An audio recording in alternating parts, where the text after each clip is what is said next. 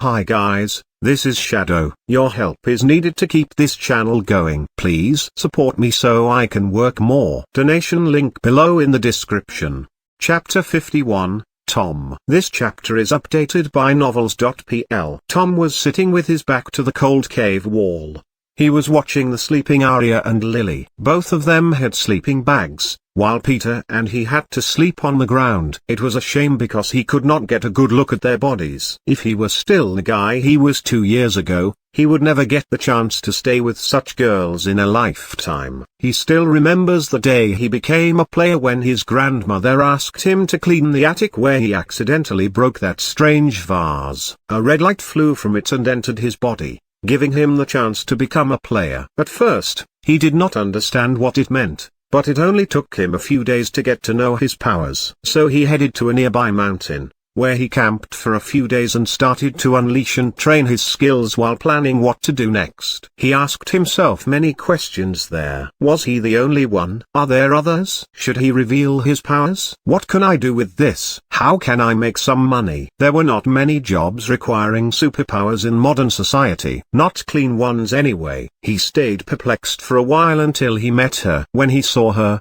she was running away in the woods, and some men in black were perusing her. At first, he didn't want to intervene as those men looked dangerous. But when he saw her face clearly, he stepped forward to save her life. She was beautiful, the most beautiful girl he had ever seen. That was until he met Lily though. He was able to defeat the 3 offenders easily. He took them by surprise. The first one was killed quickly. Then he activated his berserker skill and finished the other 2. This was the first time he killed someone, and he should have felt something, but he didn't have the time to do that. The girl who clung to him was poisoned by a strong aphrodisiac, and she was barely conscious. He didn't know what to do. But the girl did not give him a chance to think, and he wasn't really against it. So that night, she made him a real man. The next day, when he woke up, the girl was still looking at him with an inspecting look. After some hesitation, she introduced herself as Nova von Astrom. According to her, her family was one of the world's 5 ruling families. They wanted to marry her to some young master as a political maneuver. Although she knew that this was her destiny a long time ago, she did not want to be married off to some pervert. So she took refuge with a close friend. But as it turned out, that friend was only using her. He wanted to rape her, ruining the prospect of a political marriage for her family and angering the forces behind her fiancé. She was able to escape thanks to a talisman she had, but she was already poisoned by then, and that guy's men were able to find her quickly. That was when she met Tom. Tom was surprised by her story. He didn't fully believe her. How can the world be ruled by 5 families? He decided to ask her if she heard the term player, and to his astonishment, she turned out to be a player too. Much weaker than him, but still a player. So he told her his story. She was very pleased with him and decided to teach him all about the players and their rules and how the world and system worked. She didn't dare return to her family after losing her virginity, as that would put them in a tight spot with her fiancé's family. So they stayed together on that mountain for a week. She didn't let him touch her again though, as she was very shy. But he knew that she didn't hate him. He was taking his time with her. Their happy days ended when her family found them. She called the man who came to get her brother. He was smiling at first, but when he learned from her that she was no longer a virgin, his face became as cold as ice. He immediately restrained her with some kind of a magical tool, then turned to Tom. He was going to kill him. But when his fist burning with blue flame was next to Tom's face, Nova, despite her shackles, stood in the way and took that hit for him. He could still remember how she hugged him with blood coming out of her mouth, and how she put that tattered talisman in his pocket and activated it for him. Her last words were, "Don't look for me." When he regained consciousness, he was in a valley a little far away from the mountain, so he returned there quickly to find it empty. Just a patch of blood on the ground remained where she saved him. After that, he decided that he will grow to be stronger and save her someday. So after he returned to the city, he used the internet and quickly found the player's book website Nova told him about. This was one of the ways rogue players connected and shared information. He began to investigate about the player's world, and was surprised to find that many of them had many wives. This seemed to be a common practice. They have the power and money anyway. There was an online market there too where all kinds of artifacts and gems were being traded. He didn't have any coins, so he had to find a way to earn some. And one of those ways was raiding a dungeon. He was able to participate in 2 public dungeon raids and one he secretly discovered after that. There he was able to level up and gain some experience and treasures, and by selling some of them, he was able to amass a substantial amount of money. By the time he returned to school, he was no longer that poor boy. He is a rich man now, and his worldview has broadened. He will no longer allow any girl he likes to escape from his grasp. And when he becomes strong and saves Nova, she will have a lot of younger sisters to help her serve him. He already has 3 lovers and 5 other potential future wives in the oven. Now how do I proceed? He thought as he looked at the 2 pretty sleeping girls in front of him. Arya had already started liking him, but she was a little older, and he had to take his time with her as she was not naive. As for Lily, she didn't treat him as coldly anymore. That was progress. But he can't touch her yet as she belonged to one of the families. He had to make her abandon them herself. Too bad he didn't meet the twins here. This was the perfect situation for picking up girls, he thought. As for Margaret and Anna, he didn't see those 2 as targets. They were just friends. Anna was not pretty enough, while Margaret was a slut. When Lily returned here he was still asleep. She must have left the guarding duty to Peter. But that guy was unreliable, so Tom stood up and went to check on him. Peter and George were his childhood friends, and were people he trusted. When Tom saw Peter, he was standing there playing with his phone. There seemed to be no goblins around. "Do you still have power in it?" asked Tom. "They have already been here for a day." "Of course, this is the ZX 5200 model. It has enough energy to power a house. Do you know how much I paid for it?" "It is." Peter began to brag like usual. "I shouldn't have asked," thought Tom. It was 1 hour later when Lily and Arya joined them. They seemed to have rested well. "We need to proceed. I have already confirmed our path, as the goblins have left signs of the walls to guide them if they got lost. We can use those," he said as he pointed to a strange symbol on the wall. Then he stepped forward, letting the others follow. The path was dim-lit as usual, and they didn't see any goblins for half an hour. Suddenly, Tom had a weird feeling, as if he was being watched. He stopped and started to look around. "Is there a problem?" asked Peter. "I can't tell. Just a feeling." "Be on your guard," replied Tom as he advanced slowly with his trusted steel dagger in his hand. He was more of a sword guy, but he can't carry one all the time. He needs to buy one of those expensive Cosmos bags, he thought as he approached a dark patch in the tunnel. If there was an ambush, it would be here. Sure enough, the next moment, 8 goblins sprung from behind the rocks around them. They were well hidden and camouflaged with the terrain. Their heads and bodies were full of dirt and mud. "Keep to the formation and fight," shouted Tom as he slashed at the first goblin, which seemed to have gained him a lot of hate from the others as 5 of them focused on him, leaving the rest of his team with 1 each. He attacked swiftly and managed to kill 3 of them when he felt a freezing chill in his back. This was his intuition. He made a mistake.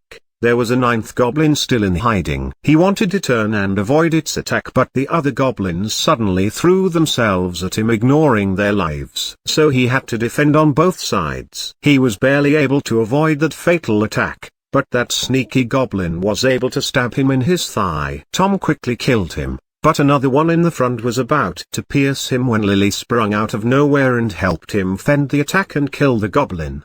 With her help, he was able to finish all the goblins quickly. "Sorry for the delay. I had to protect Arya," she said. Tom nodded his head and smiled as he felt that Lily was getting slightly warmer around him. "It's okay, I understand," he said. "I just got a little careless and was injured." "So, he yelled suddenly, startling his team. "What happened?"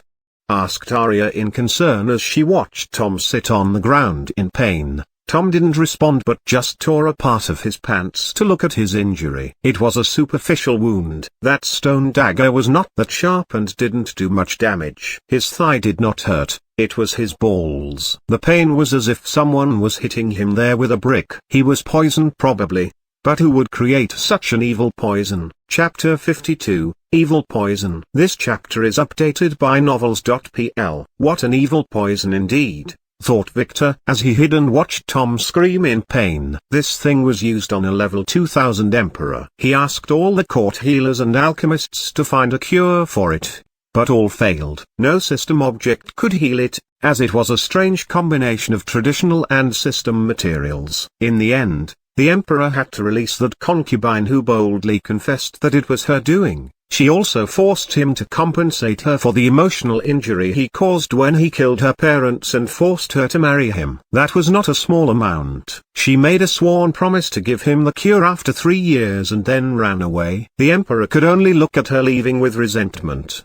He was one of the strongest players in the world and was made a laughingstock by a little girl. He wanted to scream at her as she left, but could only utter a little yell as his nuts started to hurt him again. After 3 years, the poison and the method to cure it were secretly sent to the palace. No one knew who sent it or where it came from. What truly surprised them was the simplicity of this poison. Its existence opened the door to an entirely new field of toxicology in medicine. Sadly, the Emperor didn't live to see that auspicious day, as he was deposed by his brother from the opposing faction. He forced him into a challenge for the throne and won easily as he decapitated the Emperor, who had to stop in the middle of the fight to hold his crouch after he saw one of his brother's wives stripping in the audience.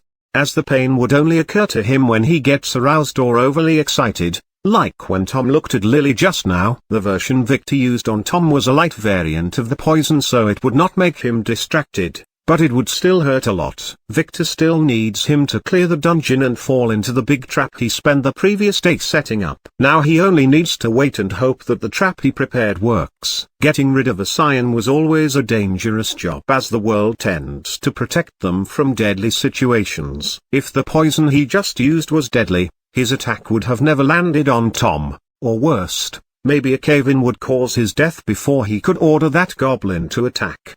The only one who could confidently kill a scion is another one of them, so Victor had to prepare some nice cards.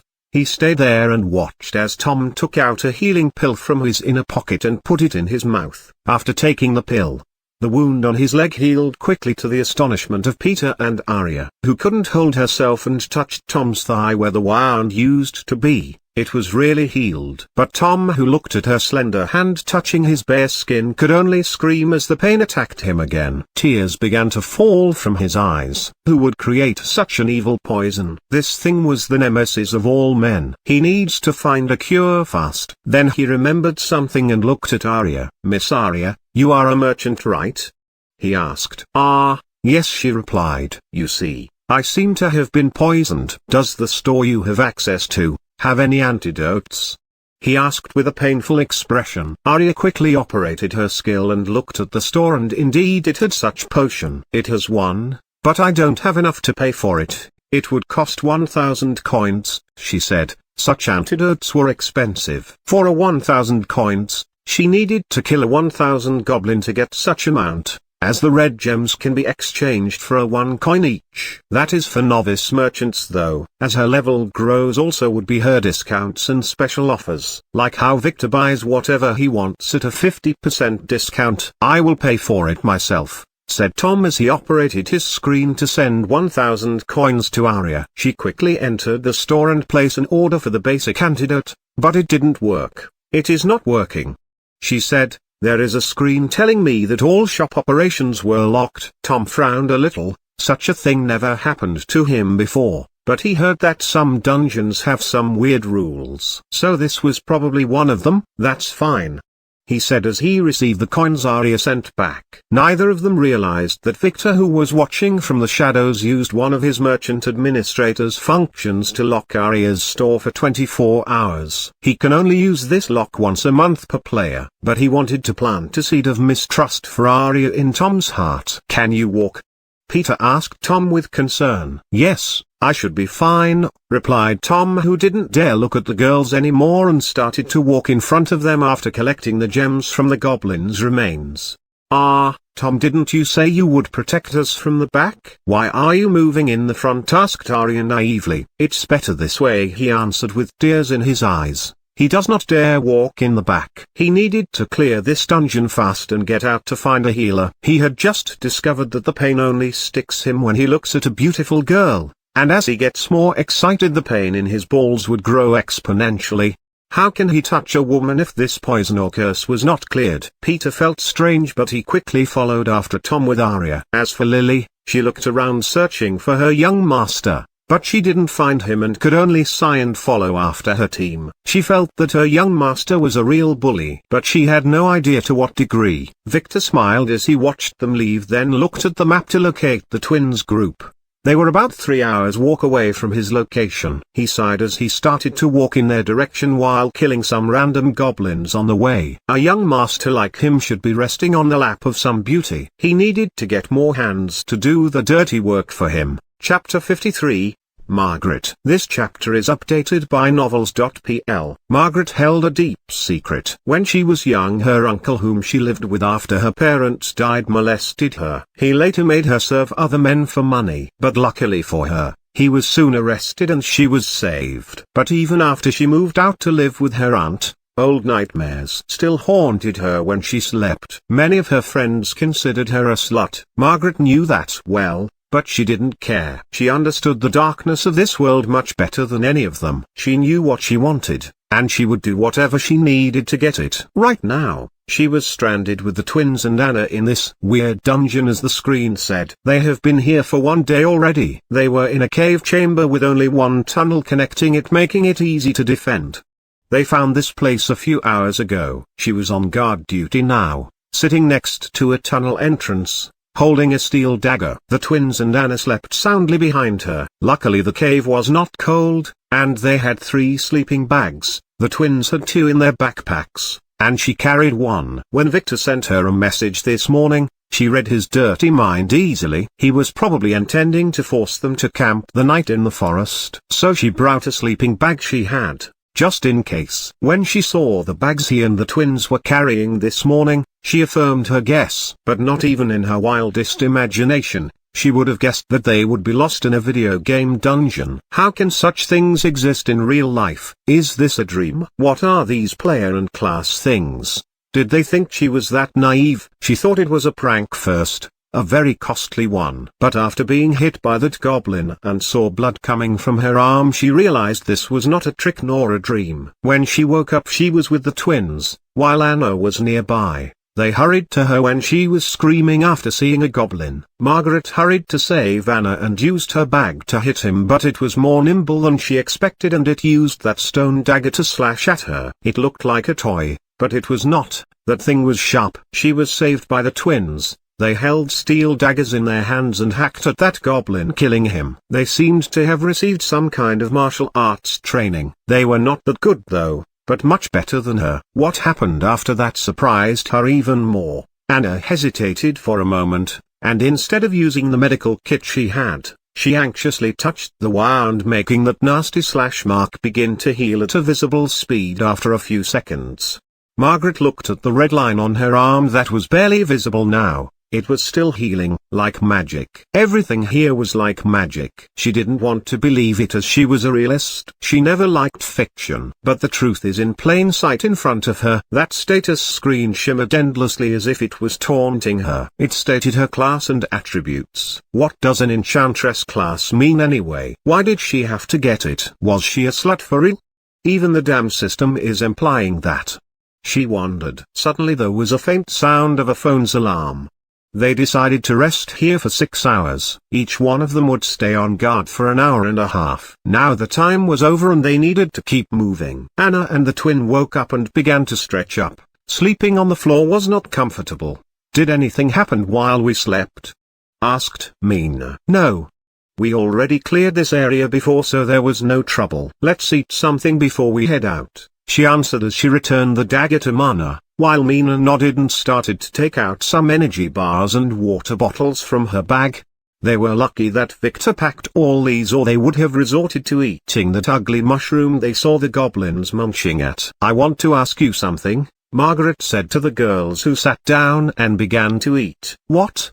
Answered Mina. I noticed that our classes have something to do with our life experiences, she said. For example, Anna liked to treat injured animals since she was a child, so she was granted a healer class, while I am an enchantress, for obvious reasons. But the two of you said that your class was sword made. What did you do to earn your class? Margaret asked while squinting her eyes. Mina and Mana shivered a little and bowed their heads. Telling their friends about their class was a mistake. But they were not thinking straight at that time. Maybe it was a coincidence? Mina said, trying to escape the question. I don't believe so. Don't think that I am stupid. I have already noticed how you move around Victor, and how you repeatedly call him young master, before correcting yourselves. Are you his maids? Answer truthfully. I would keep your secret, and so would Anna, she asked and looked at the surprised Anna, who quickly nodded. She was curious and not a talkative girl anyway. Mana looked at her anxious sister, then chose to answer. Yes, that is true. We are young Master Victor's maids. And we are not living with our aunt. We work in that mansion, she said. What? Anna was shocked. She thought the twins would just deny Margaret's claims. Why would you work as maids at a young age? Do you need the money? I can help you. While my family is not super rich, we do run some stores. You just needed to tell me, Anna said. Margaret also felt that it was strange, so she asked, can you tell us the reason? Mina looked at Mana, who nodded her head. They chose to tell the truth. She looked at Margaret and Anna. I can tell you, but you two have to swear not to tell anyone, she said. Fine, we promise, they replied. The twins began to tell their story, how they were haunted by that lone shark, then how they broke into that mansion in the forest, and about Hilda, who saved them, forced them to work in the mansion in exchange for their lives. It was Aunt Hilda who taught us how to fight. She said all the servants in that family needed to learn how to fight. That's all I can tell you, Mina said, finishing her story. What? I didn't expect that. Why don't you call the police? They are threatening you and forcing you to be maids, asked Anna. That won't work. You won't believe how strong the family is. We tried once. We were returned to the mansion by the police themselves, and we were punished hard for that escape, said Mina as she shivered, remembering Hilda's punishment. Margaret squinted her eyes as she was re-evaluating Victor's worth. His family is even stronger than she had expected. As for Anna, she went straight to the twins and hugged them hard. We are sorry, you suffered a lot. Can I do anything to help you? She said with watery eyes. She was always a soft girl. It's okay, young Master Victor treats us very well, Mina said with a slight smile. She was thankful for Anna's feelings. Can't you leave them now that you have become players? Can they keep you? Asked Margaret. But this time it was Mana who shook her head. No, if my guess is correct, young Master Victor and Miss Lily should have been players before coming here, she said softly, shocking her friends. What? Why? Anna asked. Mina hesitated for a moment, then told them an abridged version of what happened with Nick that night. So you are saying that he should be a player to have that supernatural powers? Sounds reasonable, considering he was the one who got us here, said Margaret as she pondered.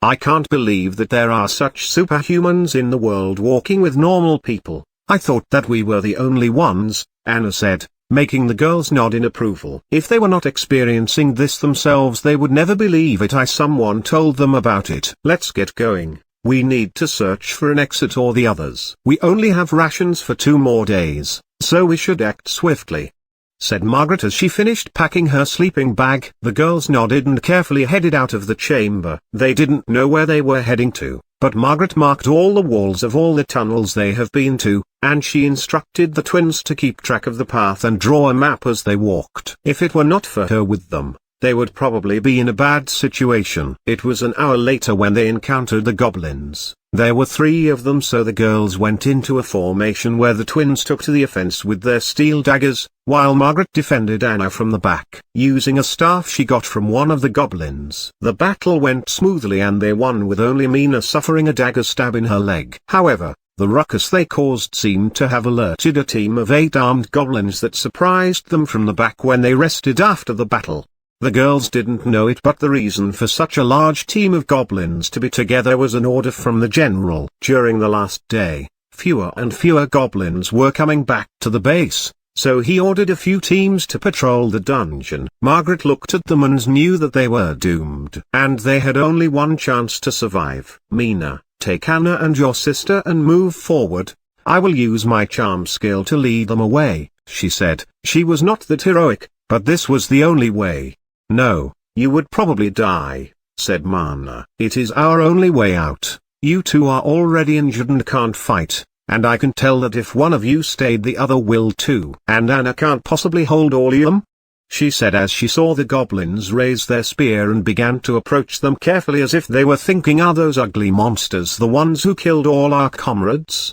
The girls looked at each other nervously, thinking what to do. No, we can't leave you, said Mina. Margaret sighed. Those girls were really stupid. They should always think of themselves first, she thought. Don't worry, my skill will keep me safe. They would never kill me. I am faster than them. She didn't lie, but her end would be worse than dead if she got caught. The girls didn't completely understand Margaret's skills, so they looked at her and asked, are you sure? They asked as they thought of how she would sometimes make the goblin she was fighting with act weirdly. Yes, I will just lure them away and catch up with you later. She lied this time. Even if she escaped, she would have no way of locating the others in this maze. Fine, be careful, said Mana decisively as she helped Mina, whose leg wound was just healed and was having difficulty walking. They quickly backed away with Anna, as Margaret slowly approached the horde.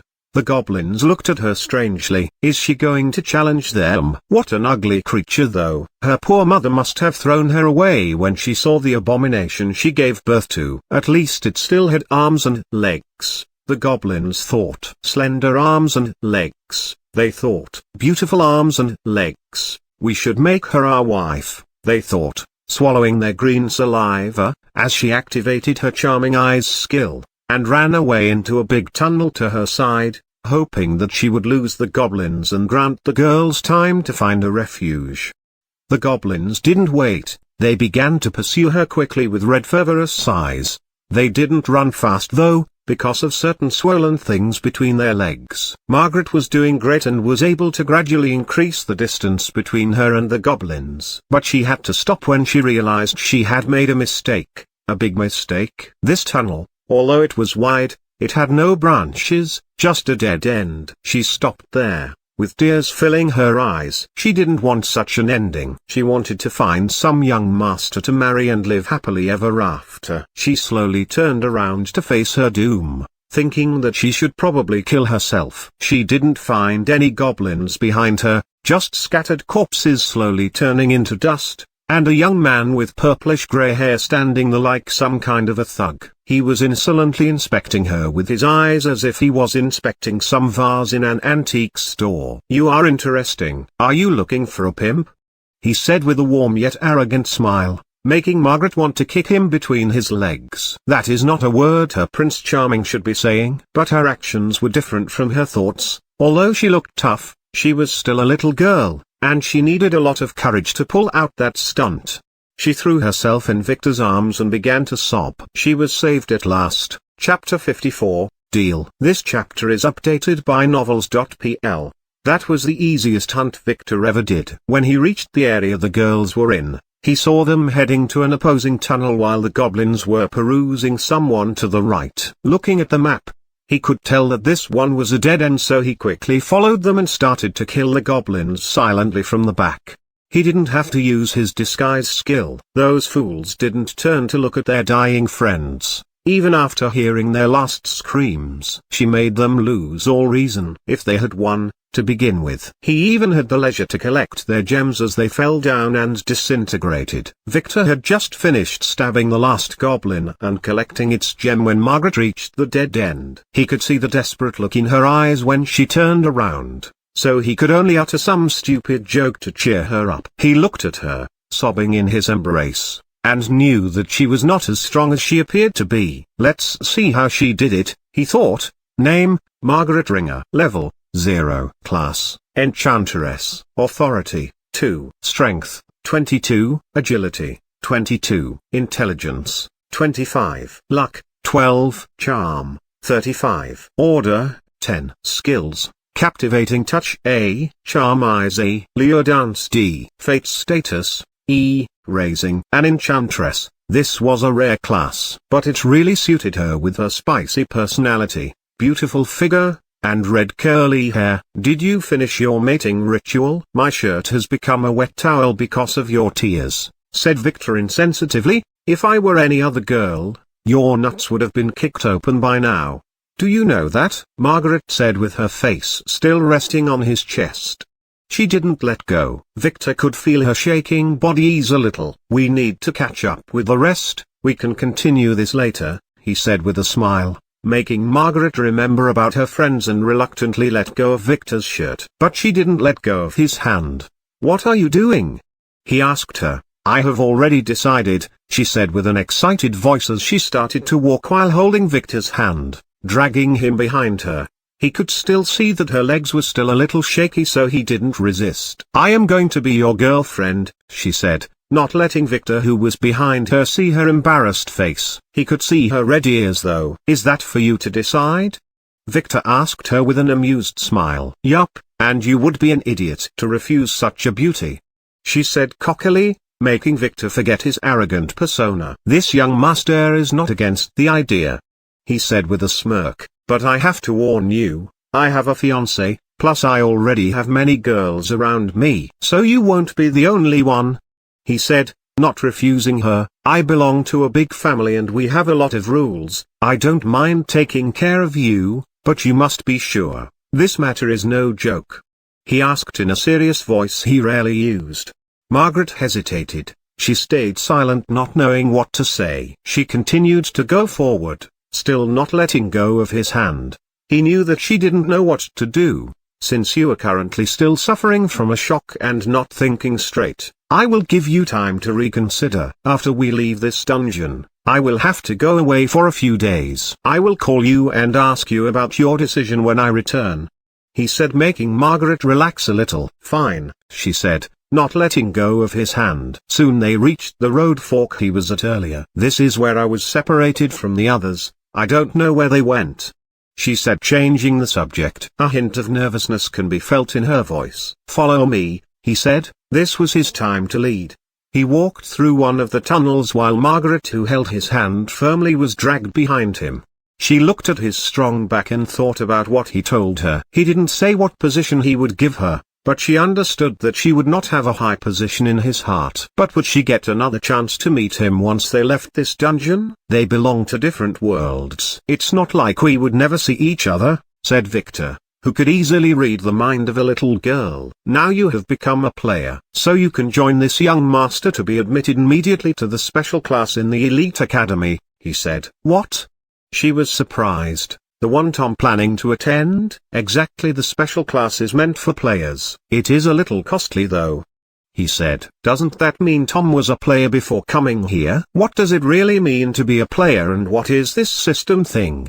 She asked. Yes, Tom was a player before coming here. As for the system, I will brief you when we meet the others, he said. Margaret could not hide the smile on her face as she walked. She was really poor and had to work part-time after school to support herself. She could have never dreamed of attending such a school. Now she had a chance. Are you happy that you can still be with Tom? He asked her with a sneer after seeing the smile on her face. Maybe. Jealous already? How about you sponsor me? I will compensate you, she asked as she squeezed Victor's hand. Attending that school was costly. Tom told her that. Although he was admitted there, he still had to pay a hefty sum. You don't need me. Have you been collecting the gems? Those red things falling from the goblins, he asked. Yes. Are those valuable? She asked as he has piqued her interest. The girls collected those as they thought they are pretty. They are usually priced by coins, the player's currency, one for each red gem. But if you want to exchange it outside, each coin can be exchanged from the system for 1 gram of gold. Be warned though, you can easily sell coins, but it's very hard to buy them with money, he said. Margaret was surprised. While every gem by itself is not very valuable, if someone were to make it his job to hunt in dungeons, he would get rich quickly. Is that how Tom got rich? She asked with an obvious curiosity in her eyes. Probably. But dungeons are not that common, and other dungeons may not be this easy, he said as if he read her mind. Those are just low-level gems. If you were to get some high-level ones or an artifact, that would be a different story, he said as he slowed down, They are getting near. Like this one? Asked Margaret as she pulled out a jade pendant she took from one goblin. Victor stopped and looked at the pendant with surprise. This thing was valuable. The hiker who was lost in the dungeon in his past life had it on him. But after he was killed they didn't find it on his body. There was a rumor back then that the hiker didn't reveal any secrets of the player's existence. But this was just a cover, as the one who killed him was aiming for the treasure he found in the dungeon. This thing would get you killed, Victor said in a cold voice as he looked at the pendant. Pendant of armors, equipment, S rank, adds 1 authority, equipping condition, authority, 1 and authority, 5. By itself, this thing is a treasure for beginners. It was useless to the high-leveled players, so it had no real value despite its S rank, which would inflate its price. But if it were to be used in a specific way, it can help semi-players who do not have the qualifications to equip them to become players. But this method is a secret, and it comes at a certain cost. But for desperate people, it is the only way. Right now this was not very expensive. But if those families knew its uses, it would be invaluable. Margaret was surprised by his tone and she looked at the pendant. What does it do? She asked. Increase authority. I will tell you about that later. But many people would kill their parents for such things, he said, making her look at the pendant with interest. If it was someone else here, you would probably be dead, he said, making her shiver. The first rule in the dungeon is not to reveal your spoils. Don't do such stupid things in the future, even if you trust the other. Many players died because of such stupidity, he reprimanded her. You can't keep this. Keeping it is very dangerous and not worth the risk. I will offer you 2 methods. The first one is to auction it. It would get you a hefty price but would put a mark on you and many people would know that you have a lot of money. While the other is to sell it to me, he said, making Margaret nervous, not knowing what to do. How much would you pay? She asked nervously. This thing may be precious but only for beginners. It would only fetch you about 50.000 coins if you sell it to the system store. However, it is very rare and has an S rank. If you auction it, its price would be about 100,000. But can you keep that money with your background? I would only pay you 90.000 coins for it, he said. Who are you going to sell it to and for how much? She asked. She was not stupid. To my grandmother, and not for money, but for a favor. She needs this thing, he said the truth. Margaret hesitated for a moment, then looked at Victor and handed him the pendant. She decided to trust him for now. He could have easily killed her and blamed it on the goblins. And this was his family's mountain after all. If she wanted this thing she wouldn't be able to keep it after they leave. Do you want me to pay you with coins or real money? He asked as he took the pendant and put it in a cloth bag. Do you have that much money on you now? She said jokingly. Okay, remember, coins are easy to sell, hard to buy. No one sells their coins, only beginner players and fools do that. Usually, players make their trades with a mix of coins and money, he said as he operated his menu and transferred 90,000 coins to her. I took advantage of you. So I will also add another $1.000. You can use it to buy a few things. We don't have internet access here, so I will transfer it to you in a few days. The school would cost you 100 coins. They don't accept regular money for the special class, he said. Margaret was pleased when she saw the notification of the coins transfer. She is now rich. As for Victor's claims about the pendant's value, she would check about their validity later. He didn't seem to be scamming her and she would consider this a test for him. If he was telling her the truth, that would mean he is trustworthy, and she would be at ease in trusting herself to him. Now, she had enough money to spend for a lifetime, but no background and no power at all. She had a lot of choices to make and would think about it carefully for the next few days. Does she still need a young master to rely on? She didn't know. But she did not let go of Victor's hand. How long are you planning on occupying my hand? He asked with a smile. As long as I want to, she said cheekily. I might have to start to charging you per the hour, he said. I have other ways to pay you, she spat back. He couldn't contend with this girl. He was afraid that if he molested her any more she would eat him whole. And he was not ready for such actions before his blood's awakening. If you don't want your friends to see us, you better let go. They are behind the corner. he said, making her hesitate a little. He took the chance to free his hand and run towards the cave where the girls were sitting. Margaret, who was surprised, kicked the ground and began to curse at him as she quickly followed. Chapter 55. Crash Course. This chapter is updated by novels.pl. The girls were sitting in a safe cavern, nervously biting their lips. Anna was busy healing Mina's leg, while Mana was holding the bags. They were pondering whether they should head back and look for Margaret when they heard Victor clear his throat. They looked nervously at the entrance while raising their daggers, but they quickly brought them down while tears slowly crept down their cheeks when they saw that it was Victor, who was followed by Margaret. She seemed to be cursing at him. Victor looked at them and shook his head. They were careless. They should have kept one of them to guard the cavern's entrance. But their skills are not bad at all, he thought as he used his appraisal skills.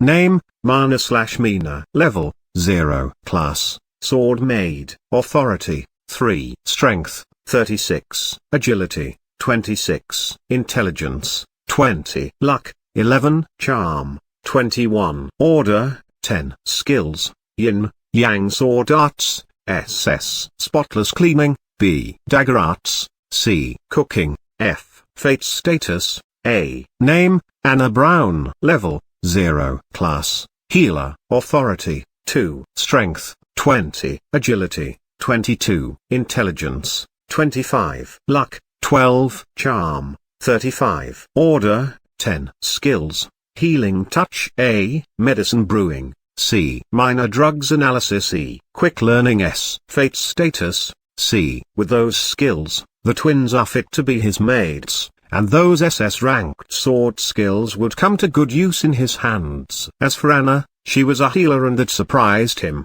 Healers are not very common. He should take her to Thomas App so that he would lose all hope sooner. Margaret, are you alright? Anna stood up and ran to Margaret, then hugged her tightly. They were best friends. As for the twins, they bowed slightly to Victor, saluting him before checking on Margaret. They were really worried about her. She risked her life to save them after all. Victor didn't mind. He just went inside the cavern and found a place where he placed his backpack, then took a small portable folding chair from it, set it up, then sat on it watching the relieved girls chatter about what happened after they split up.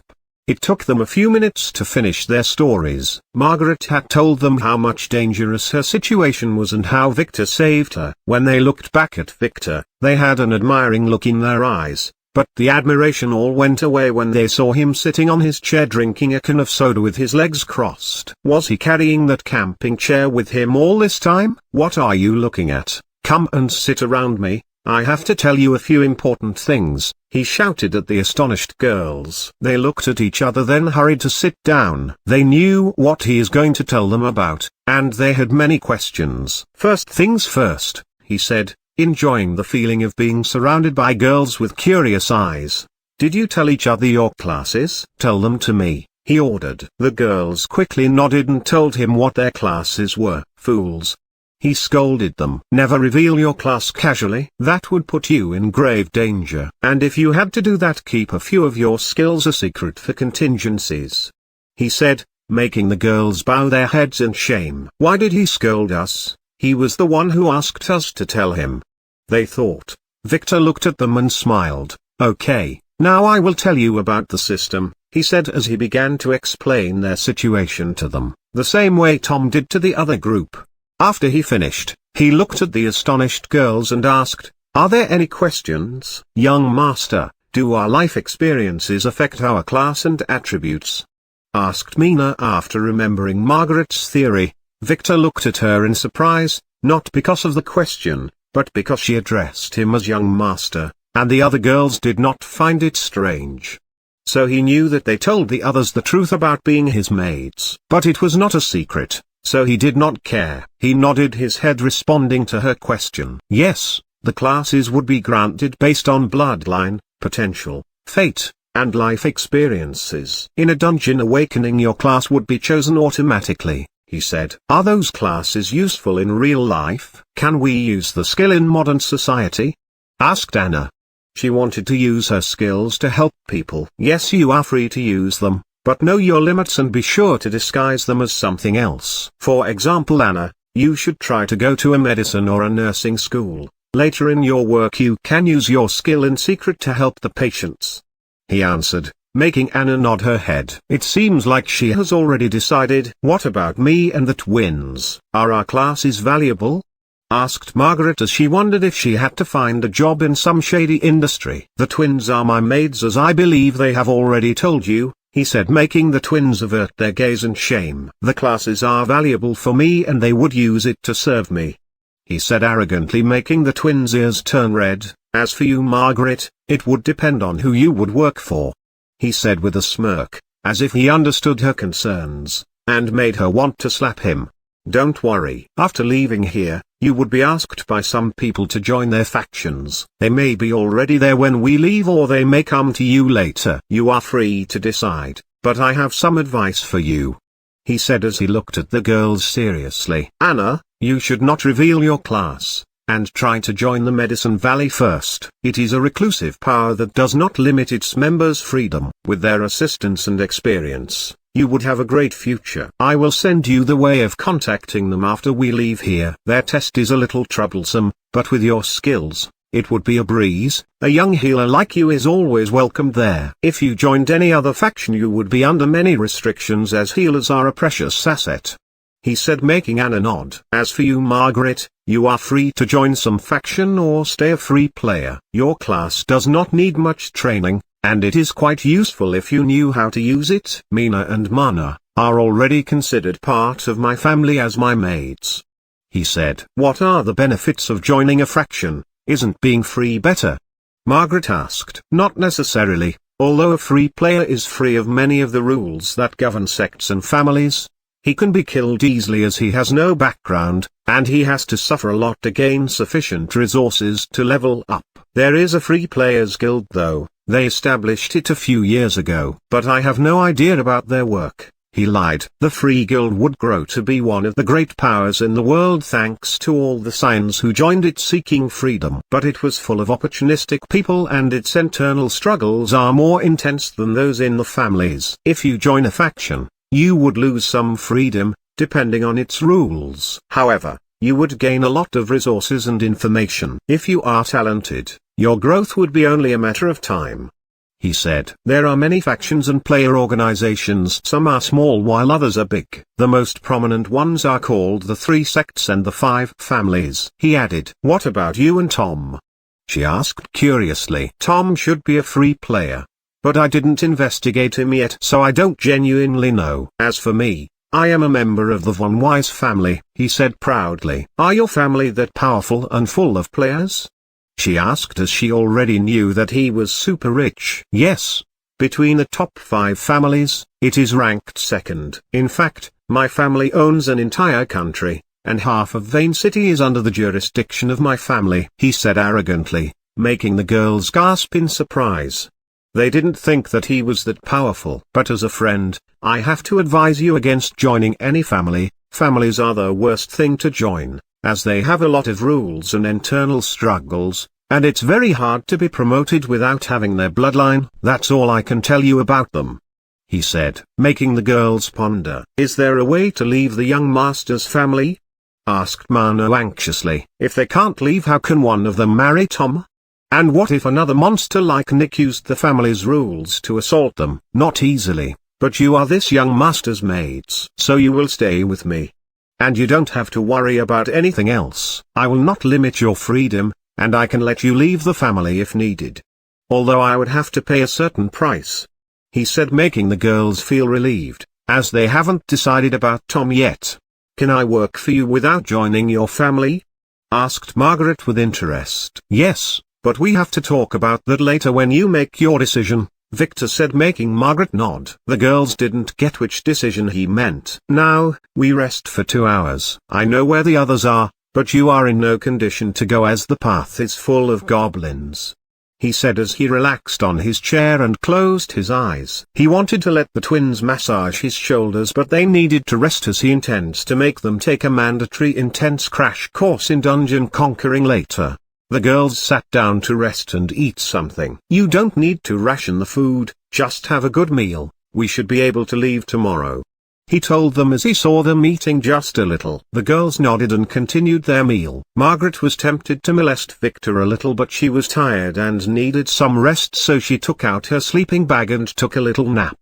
After 2 hours they left the safe cavern and started to head to where their friends were under Victor's guidance. He arranged them into a fighting formation and began to teach them how to fight efficiently while he tanked in the front. They didn't know it, but Victor took them on a roundabout road trip, making them visit every goblin gathering he can spot on the map. He needed to train them, and he can't let all those experience points and gems go to waste. Soon they got how to fight efficiently with their classes and skills. Victor stayed on the front, only letting a certain number of goblins pass by him. With his attributes and fighting experience, he could have cleared this dungeon alone if he wanted to. When the goblins got past Victor, they would encounter the twins who would engage with it, while Margaret would act as a distraction and sometimes would lure a goblin away to kill it.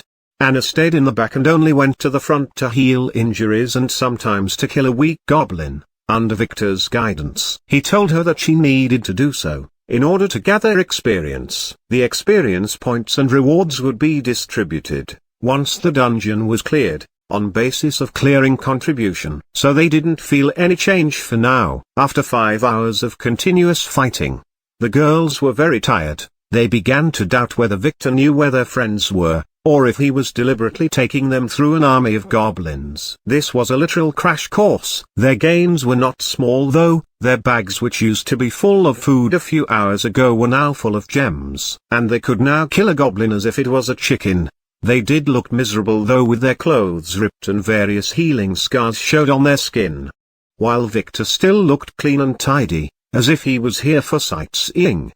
They didn't know how he did it, but those goblins would miss him every time. That's the difference between beginners and a professional, they thought. Look ahead. Victor's sound brought them back to reality. They looked ahead of them to see that Tom and the others behind him were walking from the opposite direction. They met in front of a great gate, the boss's room. Tom, who was inspecting their ripped clothes, seemed to be in a lot of pain though. Chapter 56. Cure. This chapter is updated by novels.pl. The first thing everyone saw was Lily, who ran to Victor and hugged him tightly. She has been thinking about him since he left her. His trick of making her jealous worked too well, it seemed. She began to ask him if he was fine, as she checked his body and gave the girls a cold stare. Peter smiled and greeted Victor and the girls with Aria, who looked a little relieved after seeing that her little brother was safe. As for Tom, he didn't dare to look at anyone. He just took a brief look, and it already took all his strength for him to act as usual. Why are their clothes this damaged? He decided to stay away for a while, so he stood there looking at the boss's chamber gate. The goblin general was locked inside and could only order the goblins without coming out. That is how the dungeon worked, and this tunnel is considered safe,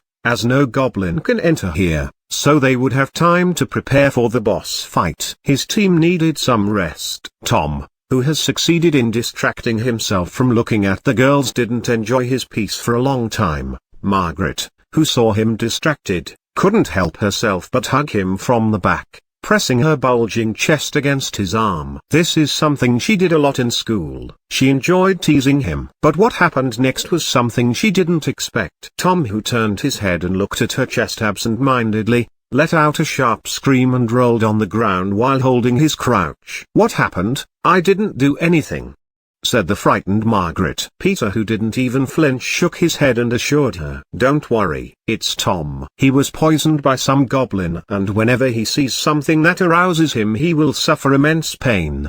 He said with a laugh that he was trying hard to hold back. "Ah, what an evil poison! Who would create such a thing?"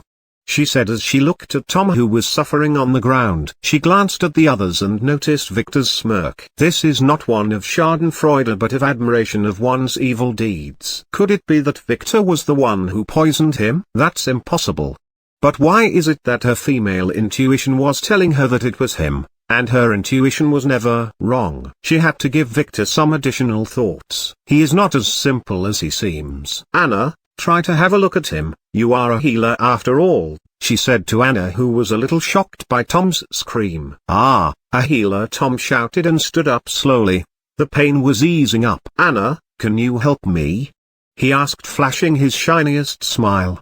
but it looked pathetic with his hunched back and his hands holding his nuts. "Of course," said Anu as she ran to his side. "Where is the injury?" she asked while she inspected him with a blushed face. "Ah, I was hit on my thigh, but the pain is down there," he said as he embarrassingly pointed to his couch. "I will try my best," said Anna with a low voice. She put her hand on Tom's thigh and began to activate her skill, while Tom looked away and began to think of random things to distract himself.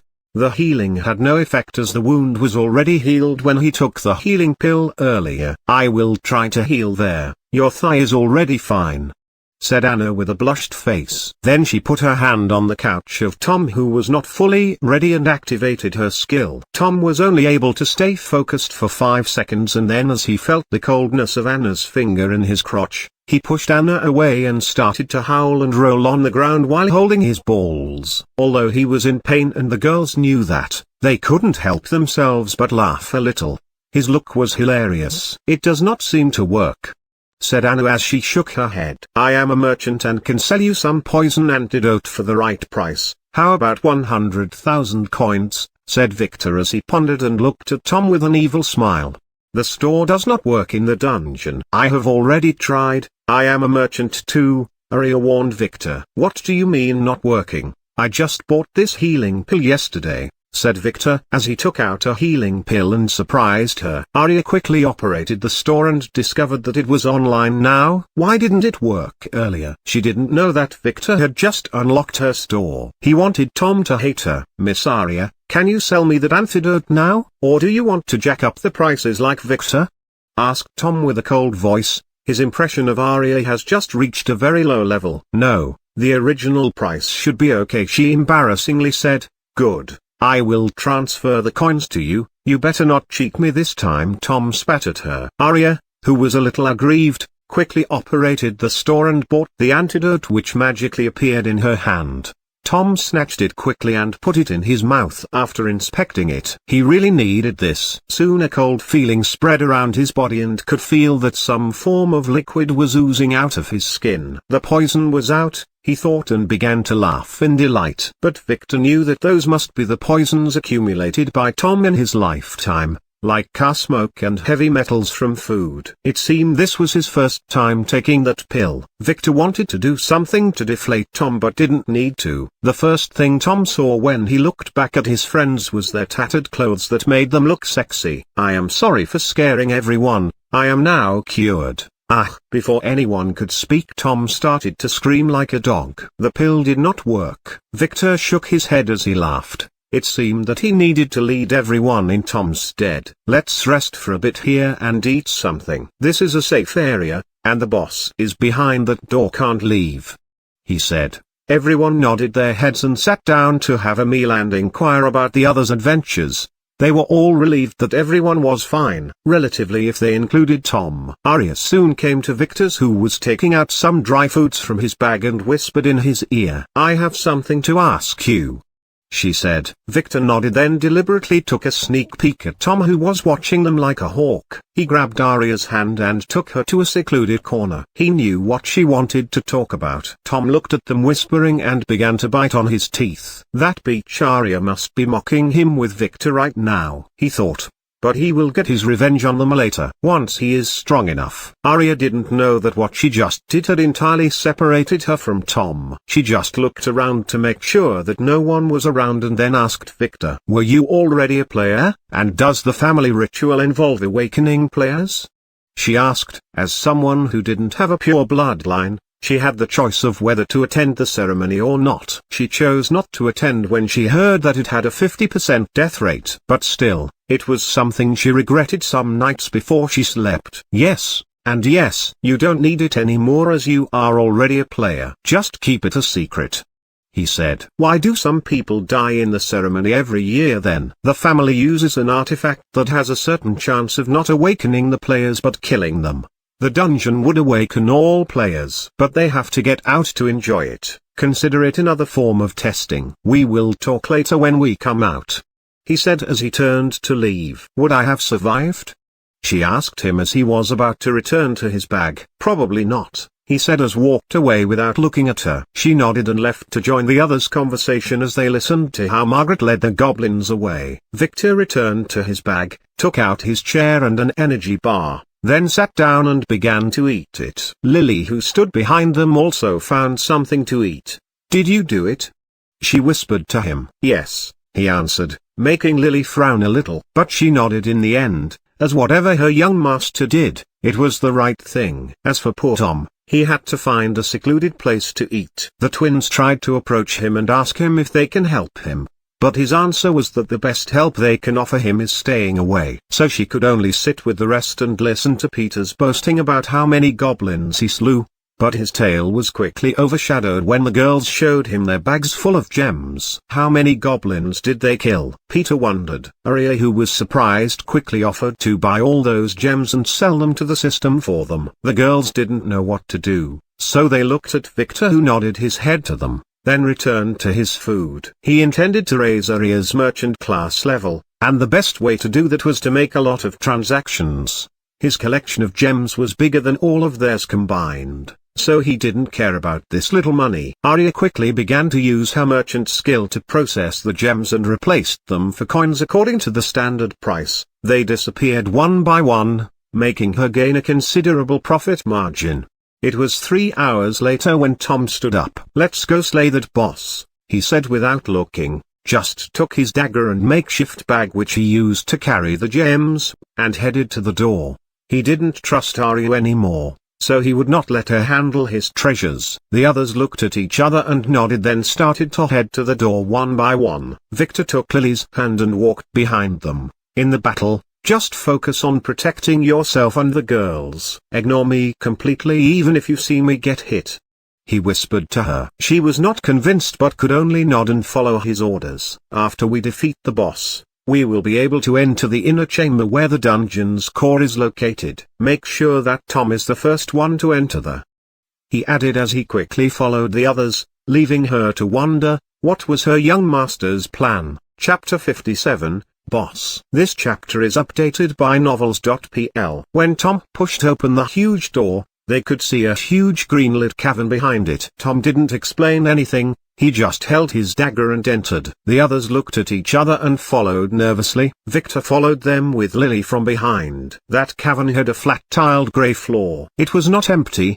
as it had numerous boulders of various sizes poking from the ground, creating a grey jungle. On a huge boulder in the center, they could see the goblin general sitting silently as if it was meditating. When they entered the chamber, the gate automatically closed behind them with a thunderous sound, frightening them. The dungeon's boss slowly opened its red eyes and stood up gazing upon them, making the girls shiver involuntarily. It had 2 times the height of a normal man, and 3 times the width, and was draped in brown leather armor which covered most of its torso and shoulders save some parts where its green emerald skin showed. It was covered in red markings that were intersecting like some kind of a shamanic spell. The big goblin turned its ugly head to inspect the newcomers one by one. It finally identified the strongest one between them, Tom. Victor was using his disguise, so he appeared to be weak. The goblin stared at Tom and roared, as it raised a long rusty sword and pointed it at him. It was issuing him a challenge. Tom, who understood its intention, didn't say anything, just threw his bag to the ground and rushed forward to vent on this general, leaving his friends without instruction. Victor cursed at him for being an idiot and quickly activated his appraisal skill to see something he did not expect. Cheat, he thought. Enemy, the Goblin General's bodyguard. STR 50, Agate 45, INT 10, LCK 10, CHM -20. Everyone, don't rush to attack it. Pair up and find a cover. There is a hidden enemy, he said, making the girls a little surprised. But the training he has been giving them quickly showed its results as they quickly found safe places to stand and kept their guard. Peter and Arya didn't do that. They looked at him strangely. Is he a coward? Why did the girls follow his command? Tom felt the same, but he dared not look at them or get distracted as he used his dagger to slash at the general, which retreated quickly. That general was very nimble and had a high defense. Fighting a sword with a dagger was tough. Luckily that sword was rusty, so Tom could feel it crumbling after every clash. Peter, use your arrows to govern me, Tom shouted to Peter, ignoring Victor. This is not the general. Just a decoy. Be aware of traps. Victor shouted back at him, making the girls tense up while Arya quickly found a place to hide. Peter, who was a little hesitant, followed suit, choosing a location where his back was covered by a rock wall, and started to fire arrows at the goblin, assisting Tom. It's not that he completely trusted Victor, but if what he said was true, standing without a cover would be a stupid thing. Tom didn't believe Victor and kept attacking that burly goblin without rest. Victor frowned as he looked at that goblin fighting with Tom. A boss having an assistant is not unheard of, but not in a low-ranking dungeon like this. He would have to change his plan a little. Lily, scout the surroundings and find the real general, Victor whispered. Lily, who trusted Victor completely, immediately used her skill and found the enemy. It was hidden inside a hole within one of the high boulders. It had its bow aimed at Victor. She had no time to warn him when the hidden goblin fired the arrow. Careful, she shouted, and quickly put her body between the arrow and Victor's body, getting hit in the shoulder. Victor gasped in shock as he took notice of the origin of the arrow and quickly hugged Lily tightly and pulled her to hide behind a nearby boulder. We have a goblin archer here, be careful, he shouted as he threw his bag to the ground, then helped Lily lay down and began to inspect her injury. Everyone tensed up and began to look around. Even Tom, who was engaged with the large goblin. He wanted to look back but couldn't get distracted. His enemy was giving him a hard time. Victor didn't say anything but just tore Lily's shirt and inspected the wound. She was lucky, it didn't hit any vital organs. But the arrow passed to the other side, so she would not be able to use her left arm for a while. The goblin used a pointy arrow, so removing it was easy for him. He quickly grabbed Lily's veil and used it to tie the area around the wound to stop the bleeding, then removed the arrow in one smooth pull. After taking the arrow, Victor frowned as he smelt a rotten stench on it. Poison. He looked at Lily's beautiful eyes, which were looking at him. She didn't scream or yell, just smiled silently. She didn't care about all the pain as long as Victor was fine. But Victor could see some blackness around the wound. This must be hurting her really bad. He knew a few things about goblins. Poisons and pain was the word that described them the best. I will punish you later, he said to her. Didn't I order you to ignore me? I have my own defenses, he said as he tightened the wrap around her shoulder. Lily wanted to say something but was stopped by Victor's lips touching hers, making her freeze in shock. Don't do something this stupid again. I am not that weak, he said in a soft voice. I will go take care of it. His attacks can't reach you here, so just stay alert and wait for me, he said as he threw a healing pill in her mouth, and another in his. He didn't swallow it though. This was for contingencies. He quickly left Lily to rest behind the boulder and went out by himself to get the antidote, which should be on the general. He will get some revenge too. This surprised Lily, who didn't want him to leave her. It was dangerous out there, but she didn't dare stop him. She already disobeyed him once, and she had no power to follow him as she felt her body grow numb. So she could only watch him leave with her misty eyes. When he was facing her just now, he didn't let his true feelings show on his face. But after leaving the cover of the boulder, Victor looked more savage than that goblin. No one was allowed to touch his girls, especially his Lily. Victor moved swiftly from behind one cover to another and headed to the boulder where he last spotted that thing. He activated his disguise skill so no one could see him. In fact, he was using the disguise this entire time. His actual position was a few feet away from where everyone saw him. Lily didn't need to shield him at all, as the arrow would have missed anyway. It was a little hard to locate that archer because it was constantly changing its position to find a suitable sniping location. The girls have all gone into hiding after hearing Victor's warning,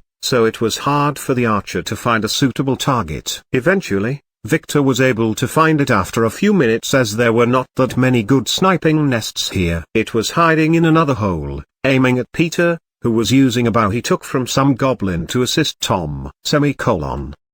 Enemy: the hidden goblin general. STR 30. Agate 55. INT 50. LCK 15. CHM -50. Skill: Tactical Planning A. Ranged Attack A. Poison Brewing C. It was not an attacking general, but a tactical one. Fortunately, It had no survey or identification skills. This would be easy, thought Victor as he approached it slowly. The general had a small body, with two pointy ears spiking out of its big wrinkly head, as if it was left in a pickle jar for too long. Its long bony fingers were holding an exquisite bow while some bags were hanging in its leather belt.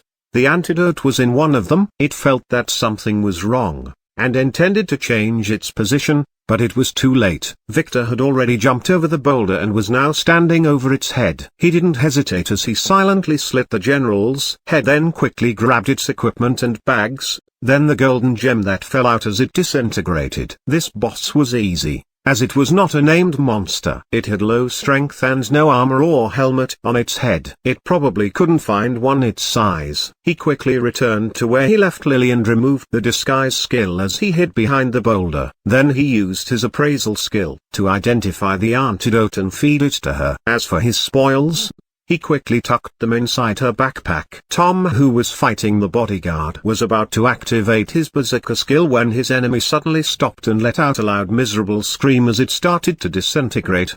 A big red gem and a rusty sword fell from it.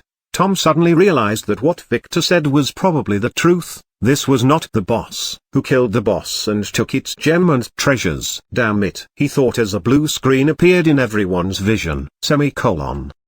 Dungeon cleared. Congratulations. Countdown until closing, 59 minutes. What does that mean? How can we leave? Asked Peter, who felt that this boss fight was like a dream. Neither he nor the girls played any active roles. Before anyone could answer him, one of the chamber's walls collapsed, revealing a big tunnel. Tom, who was angry, quickly jumped to grab his bag, and entered the tunnel, making everyone a little surprised. Why the hurry? He is going to the rewards room. Quickly follow him, or would he take everything for himself? Said Victor, secretly influencing their feeling to think of Tom as a selfish person, especially after his recent poor behavior. He left his hiding place and headed for the tunnel while carrying the blushing Lily like a princess. He didn't look heroic though, as he also had to carry two bloated backpacks on his shoulders. Is Lily fine? Asked Aru as she followed. Yes, she is fine. I already gave her a healing pill, Victor assured her as he hurried forward. But Arya felt that he sounded funny. Was he sucking a candy in his mouth? She wondered. They quickly entered the tunnel and crossed it to find a dazzling white marble room at its end. Tom was standing there holding a bronze chalice and hesitating whether to drink its content or not. They could see that it was placed on a pedestal that had 3 words written on its base in the system's script: Water of Life. They didn't know it, but every player heard of this legendary cure. Only 3 drops were found in the world until now. This was the 4th one. Tom was hesitating whether to drink the golden drop of liquid inside the chalice or not. If he sold it, he would be super rich. Victor, who was helping Lily stand on her own feet, pointed at Tom with his finger and shouted arrogantly, "This is the property of my family. If you dare take it, I will let them kill you," he said loudly, making the girls look at him strangely. This didn't fit his character. Tom looked at Victor coldly. No one can claim any treasures found in the dungeon. Who finds it, keep it. That was the rule anyway. But what Victor told him held some truth. If he left with this thing, it would be a little troublesome to escape with it. But when he wanted to drink it, his intuition told him not to. Not knowing what to do, he gave Victor a hateful look. But what he saw was Lily, who had her veil removed and her shirt torn, standing there with difficulty. How pretty, he thought absent-mindedly before the great pain struck him again. Ah, damn it, he thought as he drank the water in the chalice with no hesitation. What would all the money in the world be good for if he couldn't even look at a woman? Suddenly, he started to feel its cold healing power fill his body, and his life force improve a bit. After a few moments, the feeling was gone. Is that all? He thought.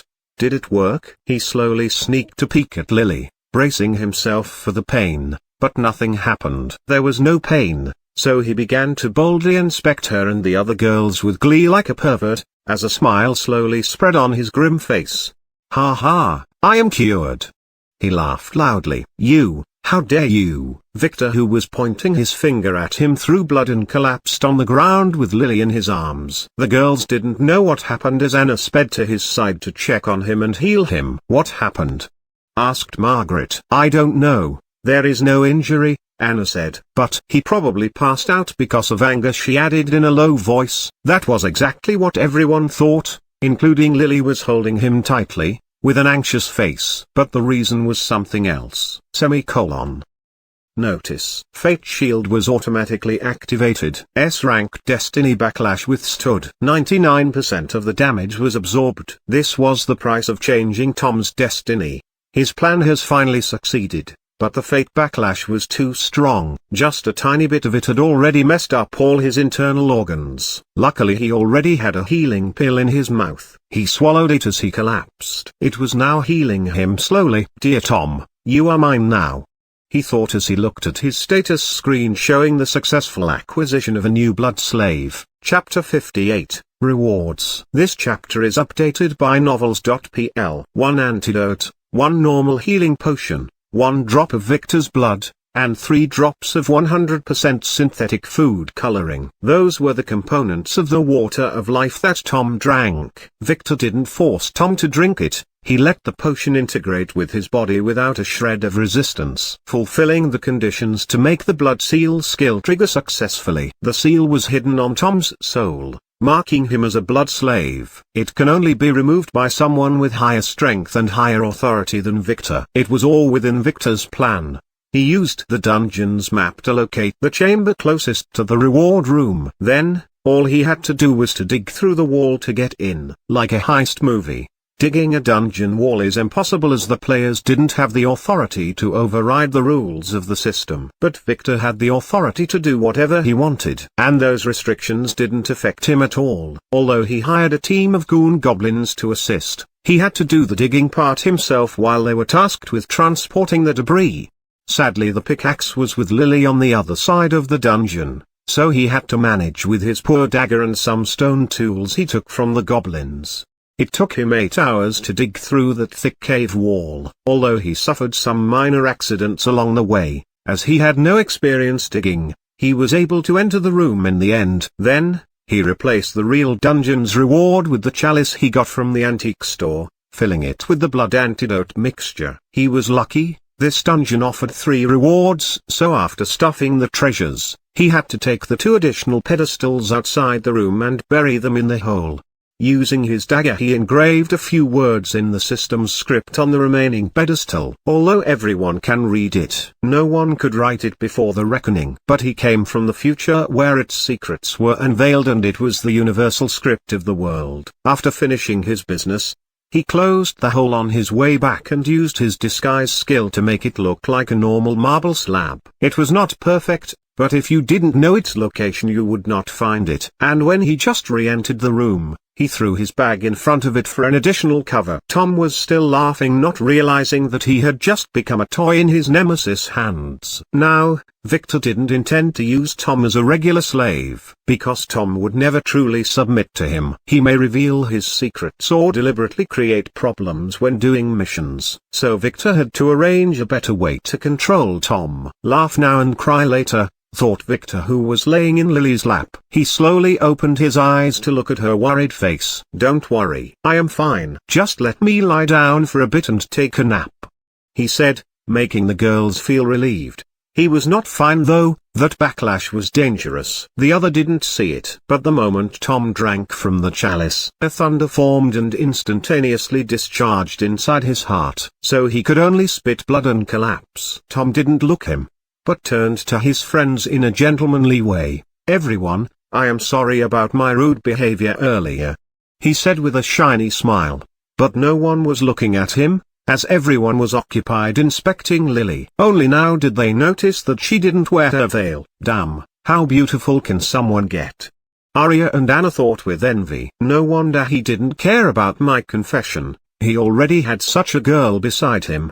Margaret pondered with a frown. But that Lily is too pretty. I don't mind being her lover too. Peter was the most shocked one. He was standing there with his mouth wide open, drooling without care. Only the twins, who have already seen her face, were not shocked. Lily, who felt something was wrong, quickly searched her bag for another veil and put it on, but didn't deter her admirers, only making them look harder. Mina coughed a little, waking everyone from their trance. as she turned to Tom and responded to his apology that no one seemed to have heard. "It's okay, Tom, we understand, you were in pain. We are all glad that you have been cured," said Mina. She sounded as usual, but in her heart, Tom is not in that high position anymore. Being in pain was no excuse for being a selfish jerk. In addition to that, she clearly saw that perverted look in his eyes earlier. It was the same one Nick used to inspect Mana and her. "Aren't there any other rewards?" asked Peter, who woke up from his trance and began to thoroughly check the empty room, turning his head to look at Lily every now and then. Usually, there would be 1 to 3 rewards in a dungeon. It seems this chalice was the only one here. "But that can be expected as this was only an F-rank dungeon," said Tom as he inspected the chalice in his hand. It looked strange. Could it be an artifact? He will keep it and find a shop to appraise it later. "Then how do we leave now?" asked Margaret as she inspected Victor, who was peacefully napping with Lily playing with his hair. She wanted to be in her place. "Don't worry, when the countdown finished, the dungeon's door would open to the outside world and we would be ejected to the place we entered from," Tom said with his usual confident smile. But he was not looking at her but at Lily and Victor. He was feeling a little jealous. He wanted to be in his place. His smile suddenly stagnated as his facial expression changed from that of delight to a confused look. The others didn't know what happened. Before they could inquire, Tom's face turned white in fright as he suddenly turned around and ran back into the dungeon, leaving just a few words. "Sorry guys, I forgot my keys back there," he said, disappearing into the tunnel without looking back. "What keys?" shouted Margaret after him, but got no response as Tom was already far away. "What is wrong with him?" she asked as she looked at the others, who shook their heads in confusion. "Let's not care about him," said Peter dejectedly. He didn't like the way Tom was behaving today. He seemed a little possessed. "Maybe he doesn't need us as friends anymore. We are going to attend different schools anyway," he lamented as he found a place to sit down. "Ah, didn't Tom tell you about the elite school?" asked Anna. "What about it? Why would I want to hear him bragging about it in front of me?" he asked dejectedly. "It's not that. You are a player now, so you can enroll too. The special class they offer is meant for players. Victor told us earlier," Margaret said, making Peter stand up again in surprise. "Really?" he asked Victor, who frowned a little but responded after a minute, "Ah, yes." "Just one moment." "Yes, no, very hot," he said absent-mindedly. Was he too absorbed in his filthy fantasias to be able to answer?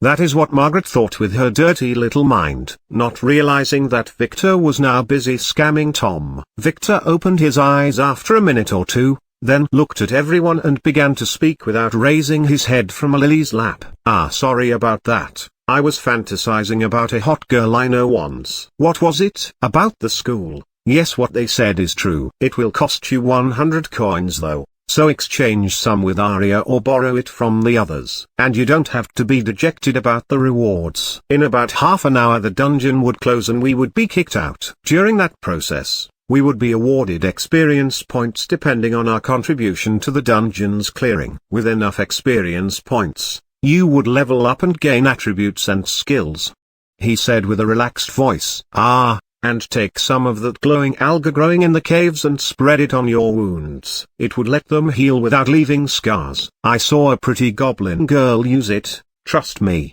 he added to the girls, making all of them except Arya look at each other wanting to laugh, before scrambling to find some of it.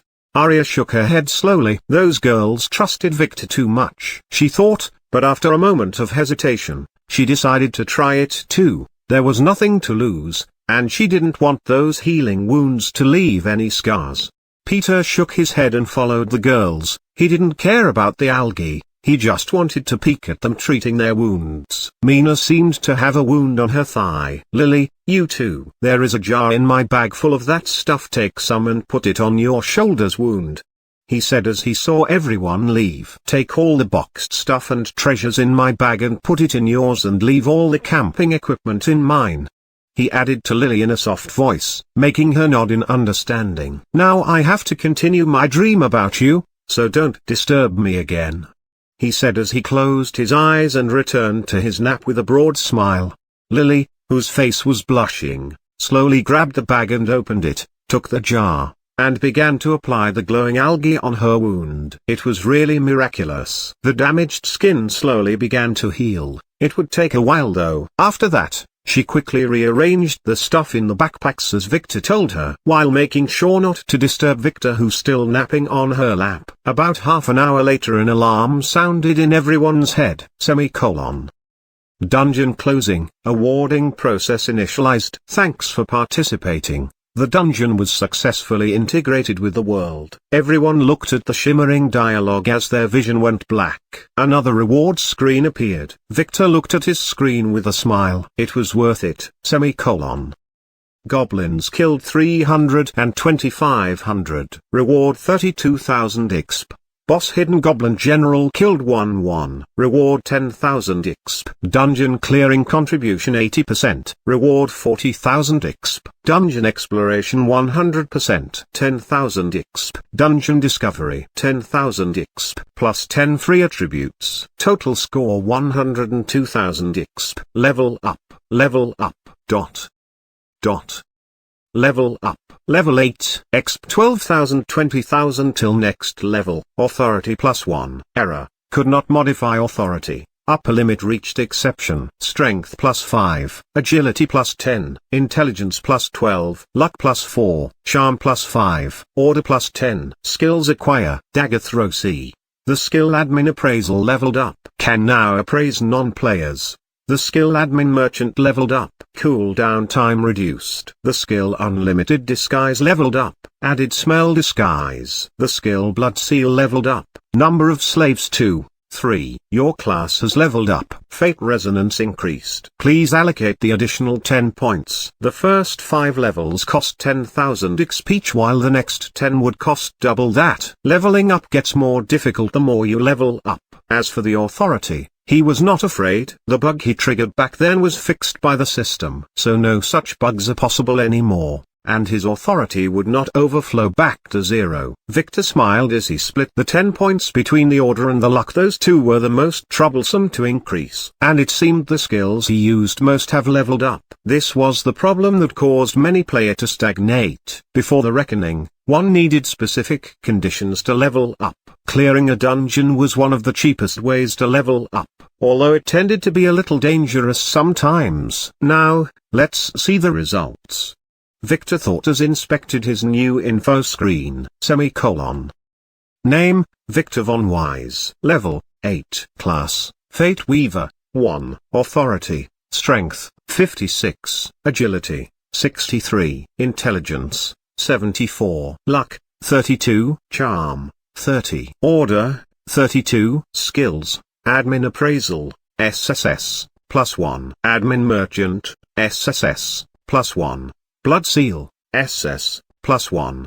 1/3. Contractor of Doom, S. Unlimited Disguise, SS, +1. Dagger Throw, C. Not bad, he thought as he felt his weightless body becoming heavy again and hitting the forest ground outside the dungeon. This was a very rewarding trip. Many problems were solved. Now comes the real trouble, he thought as he opened his eyes. Chapter 59, The Whimsical System. This chapter is updated by novels.pl. Beep, System notice. Congratulations host for binding the whimsical system. Your actions of selfishly drinking the water of life, which was a great treasure that could extend the life of a dying person, just to save your nuts, has touched the system. Warning, this system is whimsical and its missions are too. However, it will help you on your path to greatness. Tom, who had read many novels, knew what this was. Isn't this the stupid plot device those authors used to give the protagonist a proposal and to drive the plot? How could it be real, he thought. System notice. Of course, I am real. Isn't the world becoming like a game? The system answered his question. Can you read my thoughts? Tom asked. System notice. We are connected by the soul. Your survival and mine are the same. Our thoughts are connected, so you don't need to talk to let me hear you. Tom looked at his friends who were looking at him strangely and wanted to say something, but the system threw a massage at him. System notice. Keep the existence of the system a secret or you would be punished.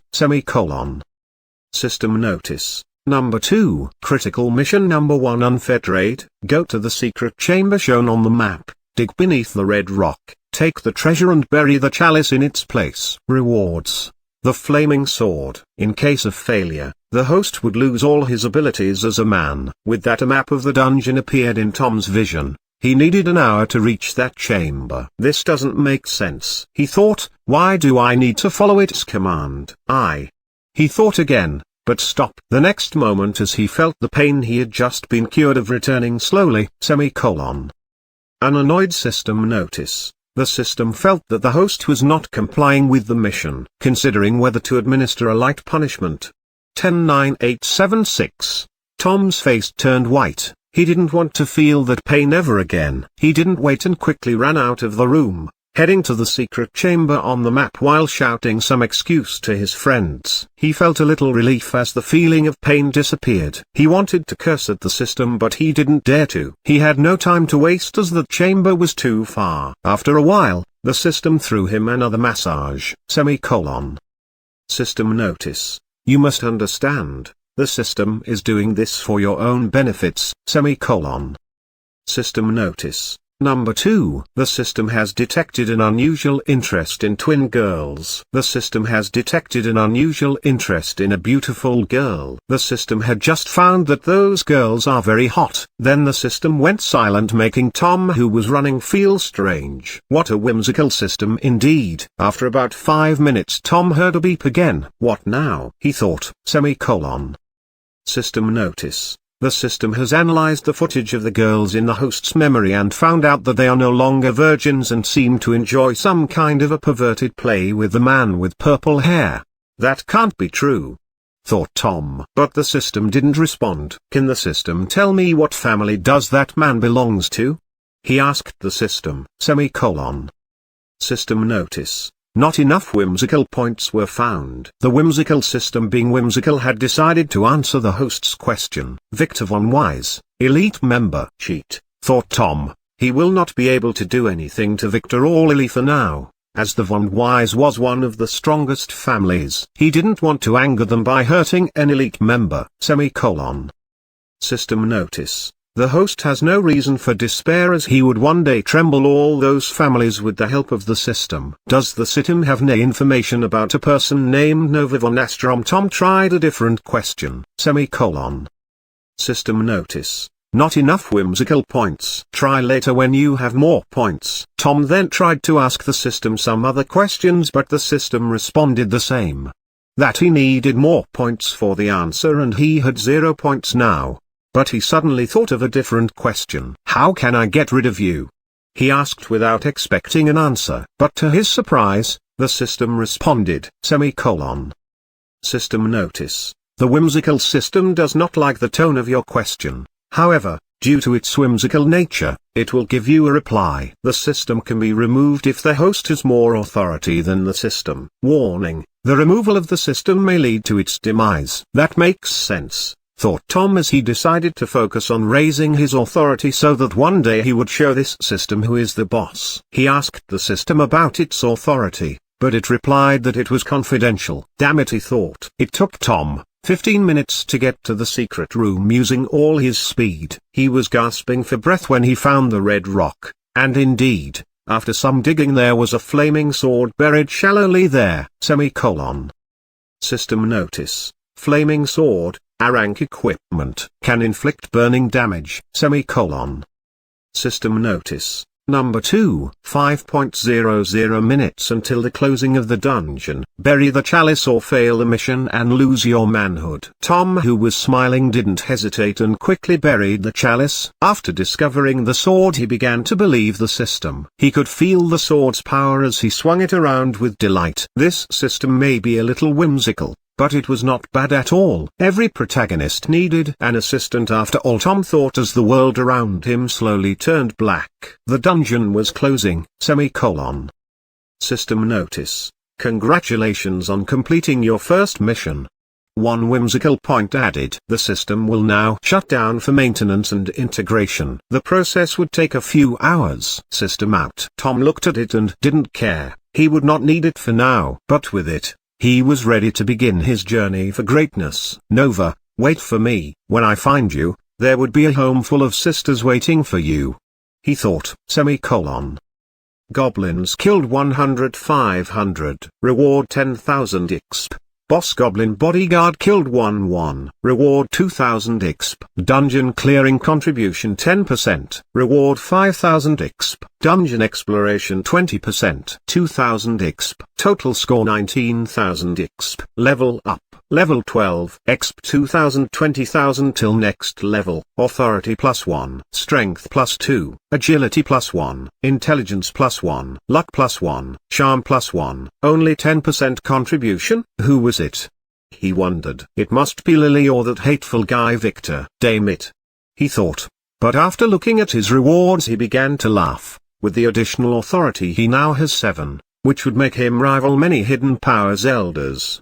Authority points are rarely granted, so getting one was like hitting the jackpot. Tom, who was laughing happily, did not know that he had become a slave and was now being completely monitored and controlled by his nemesis, Victor, aka the whimsical system.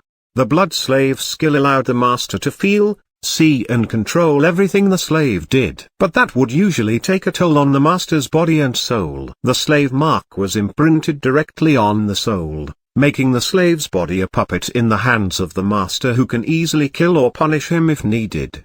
The further they are apart, the weaker the influences and the heavier the skill's toll. So Victor decided to scam Tom into thinking he was an imaginary system that grants missions. He would punish him or throw him a bone every now and then to make him more obedient. He was basically using the classic carrot and stick strategy. That sword was one of the dungeon's 3 rewards. He chose to give it to Tom for 3 reasons. The first one was to cover his tracks and make Tom get rid of the chalice that could be traced back to him, whilst the second was to increase Tom's trust.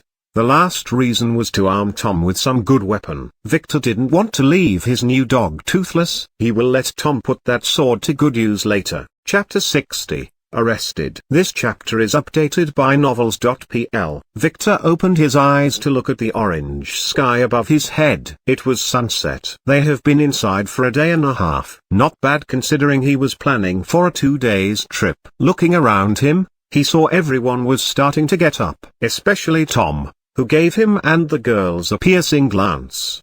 "Did you find your keys, Tom?"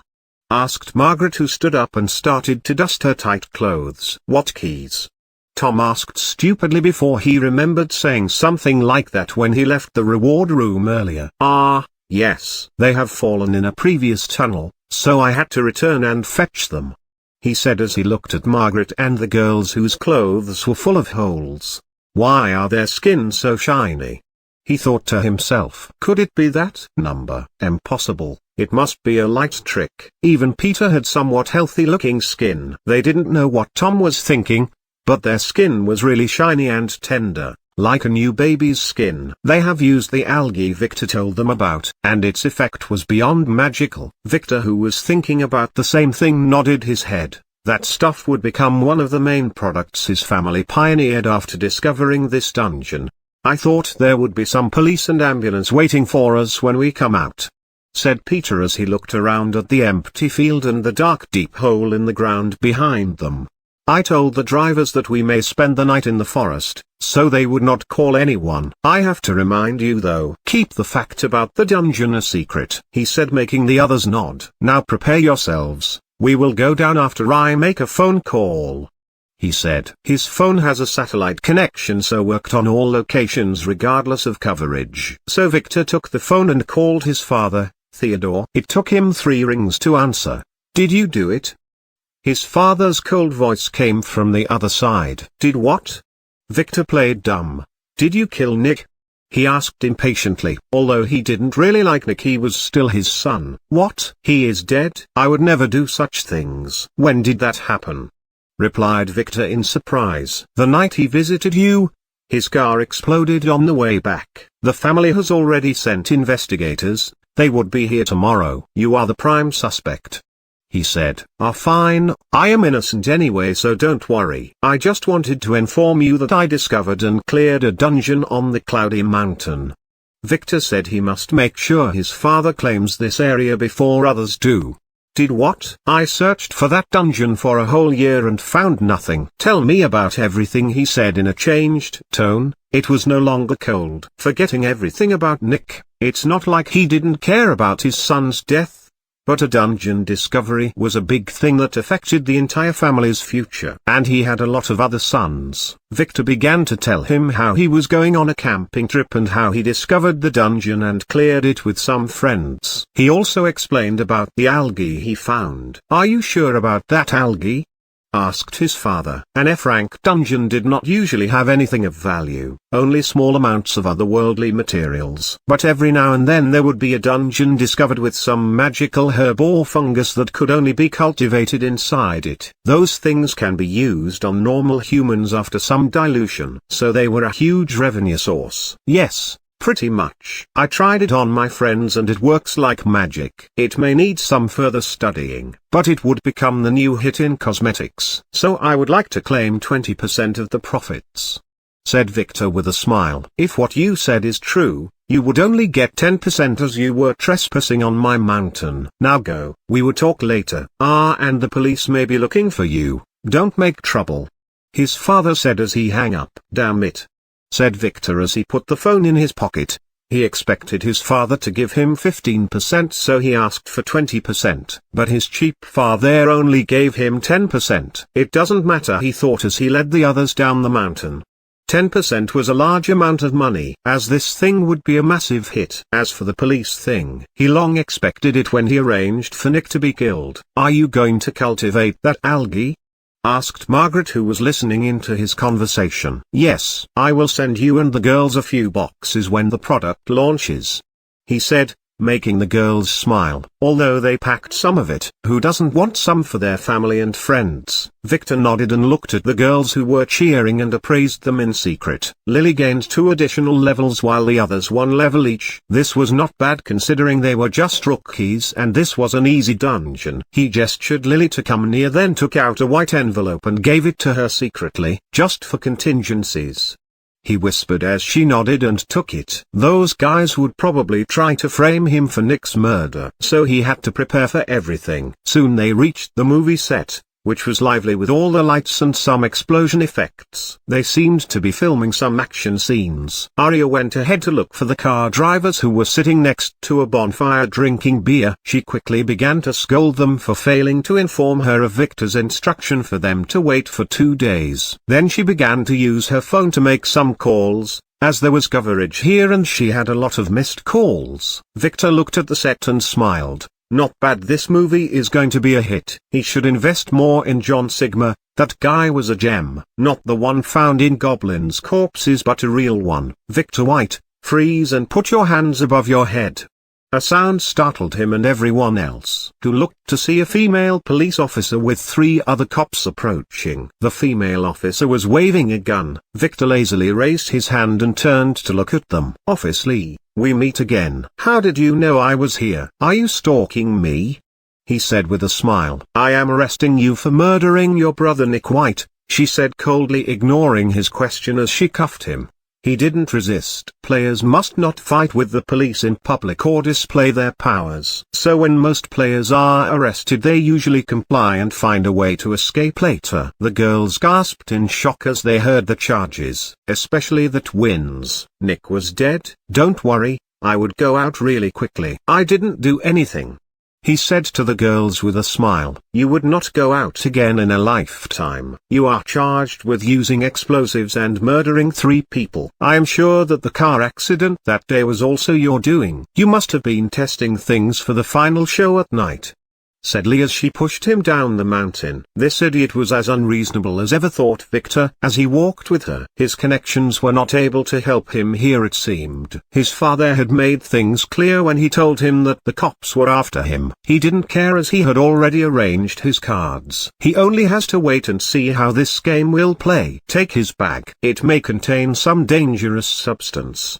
Lee said to her partner as she led Victor to the police car nearby. Watching Victor being taken away, the girls were a little anxious, especially Arya, who tried to call her father multiple times but couldn't reach him. Margaret was thinking whether this was the business that would take a few days that Victor told her about in the dungeon. Did he really kill someone and was waiting to be arrested? Impossible. She quickly denied such a stupid idea. Lily frowned, then found an isolated corner to take out the letter Victor gave her and opened it to find a list of instructions beginning with "If I were arrested, you would be monitored, so destroy this after reading." She quickly read everything before throwing the paper secretly in a nearby bonfire and watching it burn. "Miss Arya, we should get going too. We can't help him by staying here," she said as she headed to one of the vans. Arya quickly came back to her scenes and asked everyone to board. They were going back to the city. Tom was standing there smiling. "This bad guy is gone, at last," he thought, and began to head towards Lily, intending to ride next to her. This was his chance. Maybe he would get a new companion tonight.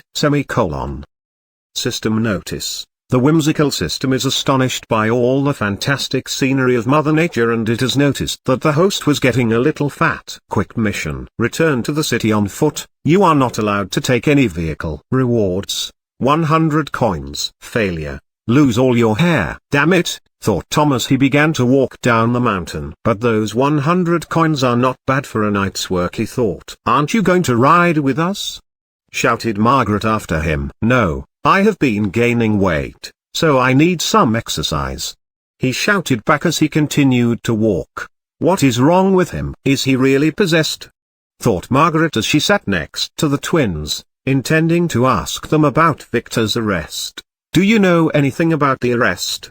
she inquired. "Their fidgeting behavior has revealed many things." Mina looked at her sister, not knowing what to say. They were not allowed to reveal family secrets. "It's okay, tell everyone," Lily, sitting in the back, said, thinking of what her young master wrote on that letter. His enemies will try to silence the witnesses or change the testimony. She has to find a way to spread the story of how he saved the girls. And this was a good chance. Mina nodded, then began to tell everyone of how Victor saved them from Nick, with some reductions. Everyone was listening with interest, even Arya, who was perking her ears from the front seat. The heroic tale of a young master saving his maids soon found its way online, to inspire a best-selling novel, and a movie adaptation. Akaki thanks to all who donated. It really helped. Chapter 61, Baron. This chapter is updated by novels.pl. When Lily reached the mansion with the twin, the gate guard was nowhere to be found. And when they entered the main hallway, there was a very fat bald man sitting there surrounded by 10 men in black. She instinctively knew that those were family agents, and they were all players or semi-players. The twins behind her began to shake. This one was the one who branded the slave tattoo on them and punished them after escaping that time. They knew he was a very cruel man. "Are you young Master Victor's servants?" he asked as he sat down arrogantly with a perverted smile. "Yes." "May I know who you may be?" asked Lily without a flinch. It seems her young master's predictions were right, but she already read his letter and knew what to do. "Call me Mr. Baron. I am the head family supervisor here in Vane," said Baron as he bowed a little, attempting to appear noble but only managing to look like a pig sniffing at the ground. "Young Master Victor has been placed into police custody on family orders for suspicion of violating the rules. An investigator would be here in the morning to look at his case. I would need you to come with me, as I need to question you about some stuff regarding young Master Nick's death." "This is just family protocol," he said with a smirk as he licked his lips, making Lily's and the twins feel a shiver running down their spines. "According to the family's rules, player servants cannot be interrogated without their master's presence," Lily said as she remembered her young master's instructions. "I meant the twins," said Baron with some annoyance. He didn't know that Victor has already instructed Lily on what she should say and do. "They are already players. We have just cleared a dungeon. You are free to check," said Lily coldly. Baron quickly looked at the twins in surprise. He ordered one of his men, who took a white jade and asked Mina and Mana to touch it. "Damn it!"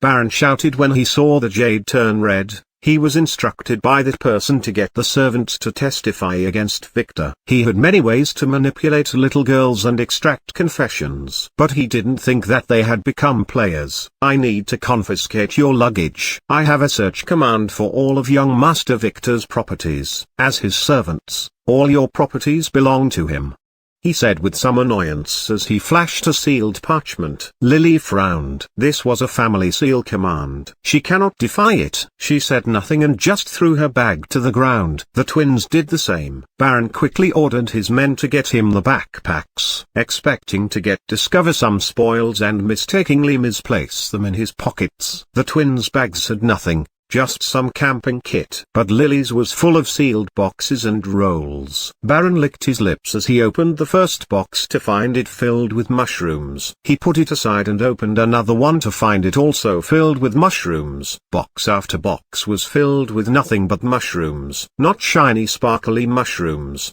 but brown dried ones. Lily and the twins who were watching opened their mouths in surprise. Isn't this the mushrooms the goblins were eating? Why did the young master collect all of those? Baron flipped the bag then threw it aside. What the fook? He took one mushroom and intended to taste it, then stopped, and after some thinking, he gave it to one of his men. "Taste it," he said. That man hesitated for a moment, then bit a little part and chewed on it a little, then stopped as his face turned green and began to puke on the floor. It took him 5 minutes to stop. "Is it poisonous?"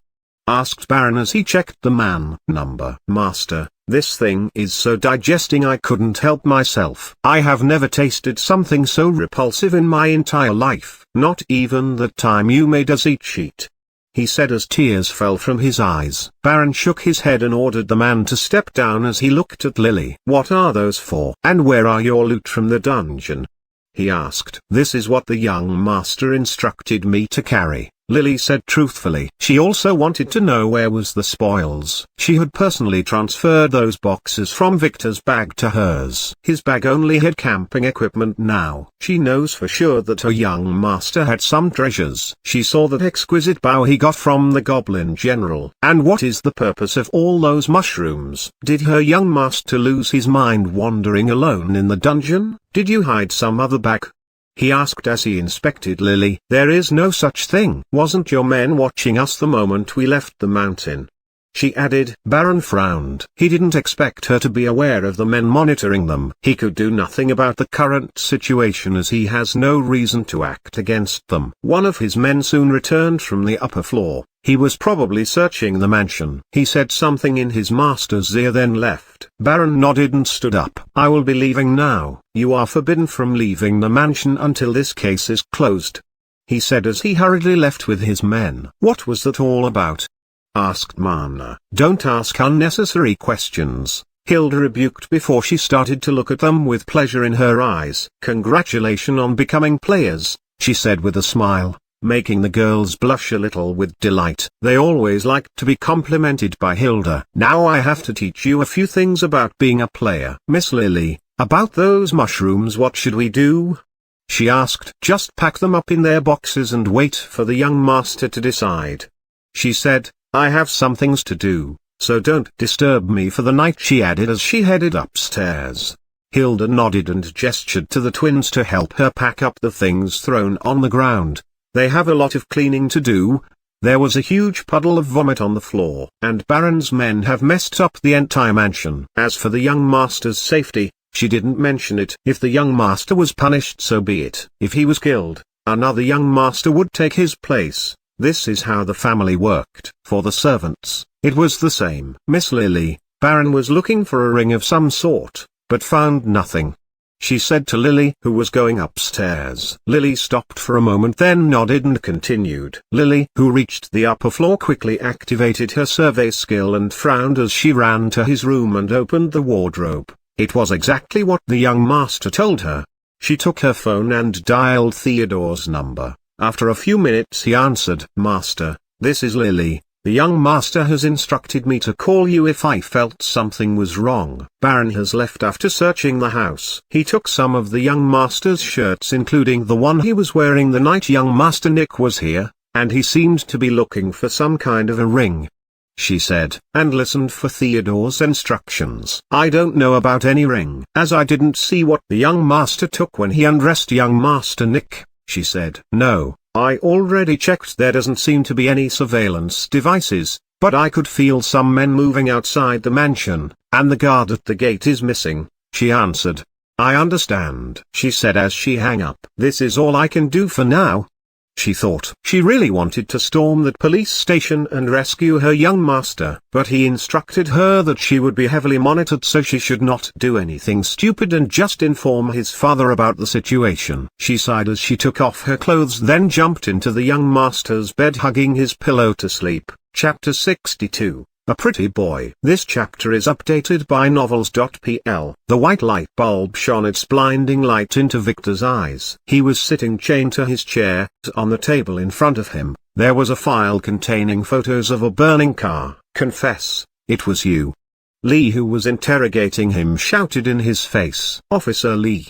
The last time I checked, you were still with the traffic police, said Victor with a sneer on his face. He was sitting there crossing his legs. As if it were not for the handcuffs, people would mistake him for the owner of this place. That is not your business, said Lee with some embarrassment. She had to use some connections to be assigned to this case. Nick was the one who caused her to lose her investigator position in the first place. Nick was last seen going into the mountainous road leading to your mansion, so you should have met him, she said. Yes, Nick came to my house and insulted my maids, so I kicked his ass and threw him out.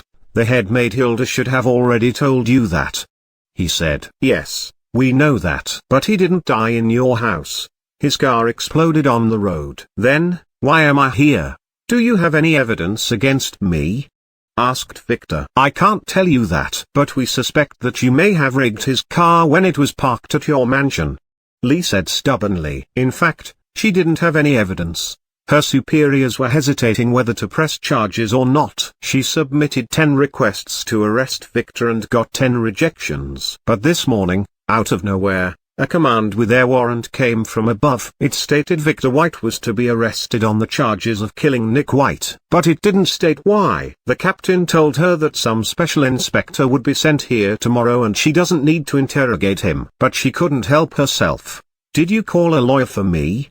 He suddenly asked her. Yes, we did, but no lawyer accepted to take your case. Not even a rookie who just graduated. It seems like your luck has run out, she smugly said, not realizing the awkwardness of this situation. Victor quickly figured out that his arrest must be by a family command. It must be his cousin's faction. He will just play along. He had already prepared his cards that night. Stand up. I will take you to a cell. You will be spending the night here. Some inspector is scheduled to come to see you tomorrow, said Lee as she came forward to unlock his cuffs. But she didn't find them. Who freed him? She wondered. Let's go, she said as she grabbed him from his forearm and pulled him up. He didn't move, just kept sitting on the chair with his legs crossed. Lee could not move him, no matter how she pulled. She looked at him with surprise. What's wrong? This young master does not want to go like that. You have to ask me nicely, he said arrogantly. She tried a few more times but he didn't budge. Did he glue his feet to the ground? Ask nicely, Officer Lee. Being angry all the time is not good for your skin. I can see a few wrinkles already. How old are you again? 35? Lee was not that easily provoked, but this guy was hitting on the right nerves. She was only 20. How dare this guy insult her? She quickly took her gun and pointed at him. Move or I will shoot, she said. Fine, fine, he said as he slowly stood up. All you had to do was to ask nicely. This young master will write a complaint about your rude behavior, he said as he opened the door and walked out of the room as if it was his own house. Lee came to herself and quickly ran after him. To her surprise, he was standing next to the wall waiting for her. Come on, officer. It is this young master's bedtime. If you are not intending to warm my bed, don't delay me. My skin will be like yours if I don't get my beauty sleep, he said with a sigh. It took all of the self-control Lee had to stop her from shooting this arrogant bastard in the head. She wanted to grab him and pull him behind her, but she remembered how she could not move him earlier. She didn't want to lose face in front of the colleagues who were curiously looking toward her. Walk in front of me, I will guide you to your chamber, young master, she added sarcastically. Victor nodded his head in satisfaction and started to walk in the direction she told him as he looked around as if he was walking in a museum. You should quit this police job and come work as my maid. I will give you a good salary, he said. She didn't answer, just glared daggers at him. Stop here, she said after passing some cells. "This will be your room for tonight, young master," she added as she opened the door and gestured for him to go inside. Victor nodded, then entered the cell, to find it the type that had 2 bunk beds. 3 of those were occupied by burly men. "Officer, this room is a little..." Before he can continue, the cell's door was closed in his face. Lee locked it down and returned to her desk with a smirk. "Let those guys teach you how to be humble," she thought. "Let's see if you can still act arrogantly in the morning," she thought. She may get some punishment for letting Victor stay with them, but it is worth it. Victor looked at the 3 men who got off their beds and started to look at him with perverted looks. "Hey, look what we have here," said one of them. "What a nice skin." "Ah, look at those eyes." "What a pretty boy," said the second. "Kid, how about we teach you something new? It is a little game we play when we get bored," said the last one as he lowered his pants. Victor leisurely sat on one of the beds and stared at the men, as if he was watching monkeys in a circus. "Gentlemen, I understand your dilemma. You have been locked in here for a while and you have never seen such an amazing young master before. Don't worry, I have the right fix for your boredom problems," Victor said as the lights in the room suddenly went dark. It was already evening when Harold, the chief of the city police, arrived at the police station where his daughter worked. 2 hours ago he was informed that they have arrested Victor White. He didn't care then. The family had ordered them to do that, so he will not help Victor. But half an hour ago, when he was having a special time with his wife, he got another phone call. He wanted to reject the call at first, but after seeing the caller's name he hurriedly answered. It was Theodore von Wise telling him that he doesn't care about the arrest of Victor, but if anything wrong were to happen to his son, he would make sure that all the police force would mysteriously disappear in a few days. Harold knew that Theodore was not kidding. They have done it before a few years ago. The tabloids are still full of conspiracy theories about alien abductions and a government cover-up to this day, and every now and then, some fisherman would find a police badge stuck in his net. Harold quickly called the captain of the police station where Victor was held and told him to make sure that nothing bad happened to Victor. Their mission is just to detain him. After that, he wanted to continue his mission, but he couldn't do it. His mind was full of Theodore's threats, so despite the protests of his wife, he got dressed and went to the station to check on the situation. The station was still buzzing with officers coming in and out. He quickly found the captain's office and explained the situation. The captain welcomed him and assured him that everything was all right. He wanted to call Lee to check on Victor's situation, but before he could do that she pushed the office door open. "Captain, I want to report that we had found nothing important in the suspect's bag, just camping equipment," said Lee as she entered and was surprised by when she saw Harold. "Daddy, why are you here?" she asked. "Where is Victor White? Is he okay?" he asked anxiously. "I put him in a holding cell for the night," Lee said guiltily. "Harold, you know it was a warrant from above, we can't let him go," said the captain. He and Harold were old friends, and Harold entrusted his daughter to him when she wanted to work on the force. "I am not talking about that," said Harold. "You can leave him here. But nothing wrong should happen to him," he said. The captain nodded. "Don't worry, Officer Lee is the one handling the case. I believe that everything was done according to protocol." He knew that Lee was a little rigid, but she will not do anything stupid. He was wrong. I may have put him in the 3rd cell by mistake," said Lee as she bowed her head, not daring to look at her father or the captain. "With the 3 gangsters?" asked the captain as his face turned pale. "Nothing would happen to him, they would just rough him up a little bit," she said as she lowered her head. "Cheat, those 3 are rapists. They like men." The captain cursed as he quickly left the desk and ran to the holding cells. Harold shot Lee a displeased look and followed behind the captain. He had a bad feeling. As for Lee, she began to shake as she realized she may have committed a big mistake this time. But she wouldn't run away from her responsibilities. She made her mind as she hurried after her father. It took them 1 minute to reach the 3rd cell.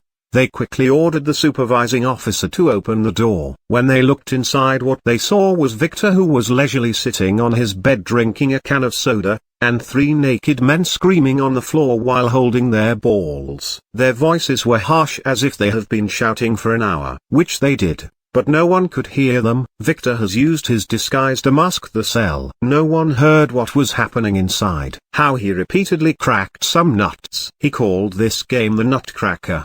The three men crawled on the floor toward the captain and began to sob as they clung to his pants. They had no energy left to scream. The captain was standing with his mouth wide open, and Harold was doing the same behind him. Lee, who followed from behind, didn't dare to speak but was astonished too. "Ah, Uncle Harold, I presume?" Victor asked. He knew him from his previous life. "Ah, yes, young Master Victor. May I inquire what happened here?" Harold asked as he looked at the three men. "These three men wanted to teach me a little game, but that game was not to my liking, so I invented a game called the Nutcracker and taught it to them. They seemed to really like it. They have been shouting in excitement as we played. They couldn't get enough of it," Victor said with a smile. The captain, who got himself together, looked at Victor with some fear. This guy was fit to be Theodore's son. He had the same shitty sense of humor. "Young Master Victor, why don't we find you a better cell?" he asked as he gestured to Victor to follow him. Victor nodded as he walked toward the door and threw the soda can in a nearby trash can, making Lee wonder where did he get that can from? They didn't offer such things for inmates. But the captain's next words broke her train of thoughts. "Lee, you are no longer on the case." said the captain, but was interrupted by Victor. "It was not Officer Lee's fault, Captain. I don't mind her staying on my case. I am sure she would not commit the same mistake again," Victor said, seemingly helping Lee, but in fact, Lee was one of the few officers who would not manipulate evidence behind the scene. If someone on his cousin's payroll were to take the case, his plan may not go on smoothly. He had already incorporated her into his plan. Her being the officer in charge would make things far easier. "But Master Victor," the captain wanted to say something. "Don't worry, Captain. This would be better for both of us. I trust Officer Lee will handle this professionally," Victor said. The captain looked at Harold, who nodded his head in approval. "The family may control the city, but the one who truly holds power, here in Vane, was Theodore. So they will do as Victor said. They are not breaking any rules." "Fine, Lee will still be on this case," he said. Lee, who looked at Victor from behind, was feeling a little conflicted. Is he really someone bad? She wondered. But she would not hold favors. If he was the criminal, he had to pay the price. At this moment Victor, who was walking with them, suddenly stopped as he looked in astonishment to the front, where a police officer was pushing a teenager inside another cell. That teenager was very pretty, like a girl. Fate works in mysterious ways, he thought as he turned to face the captain. "I want to be in the same cell as that guy," Victor said. "That one is a boy, young master. And he is here on a murder case," said the captain. "Although that teenager is really pretty, he was a boy. He checked to make sure himself. And he was a murderer." "A boy? It doesn't matter. I am not that weak, and I like pretty boys too. Put me with him or I will tell my father about cell number 3. "Don't worry, I will take full responsibility," said Victor with a smirk. The captain swallowed his saliva and after some hesitation could only comply. If Theodore knew of what Lee did, his head would be on the chopping block. And that Victor was not that weak anyway. "Fine, I think young people should socialize more," said the captain as he called a guard and asked him to let Victor stay in the boy's cell, and asked him to be on the lookout if Victor needed any help. Lee on the back lost all the good impression she just formed on Victor. "This guy is a complete scumbag." Chapter 63, Alex. This chapter is updated by novels.pl. Name, Alexis Donor, female. Level, 1. Class, warrior. Abnormal status, cursed, SS.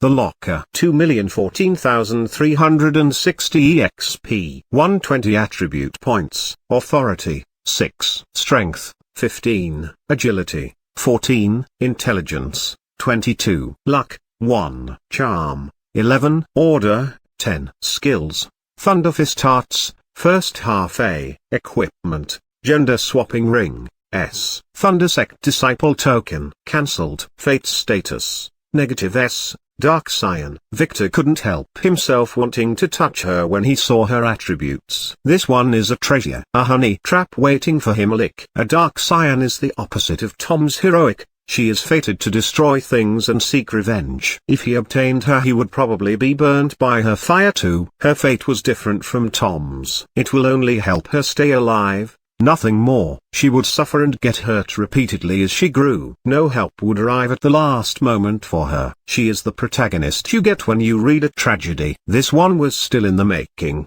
He could tell because she is cursed by the Locker curse, one of the 7 known SS curses. This curse only works on unborn children. It will hoard most of their points and experience the target gains when he lives, and can only be dispelled by death when all the experience the Locker hoarded explode, taking the life of the cursed one with it. This girl's journey would start when the curse is broken. When she dies as a scion, she would miraculously return from the ashes to take revenge on the world. Her authority was not low. She must have trained a lot, and been to many dungeons, but all to no avail. This girl boy who sitting on the bunk bed didn't look up when Victor was guided in by the guard, and only looked at him when she heard the cell doors close. Victor could see the traces of tears on his pretty face. This girl was acting as a pretty boy. She had a story behind her, but Victor was hesitant. If he took her in, can he change her fate, or would he be burned by her fire? The temptation of having 2 scions working for him was not a little one. The girl felt shivers on her body when she saw Victor looking at her while drooling. "I am a boy,"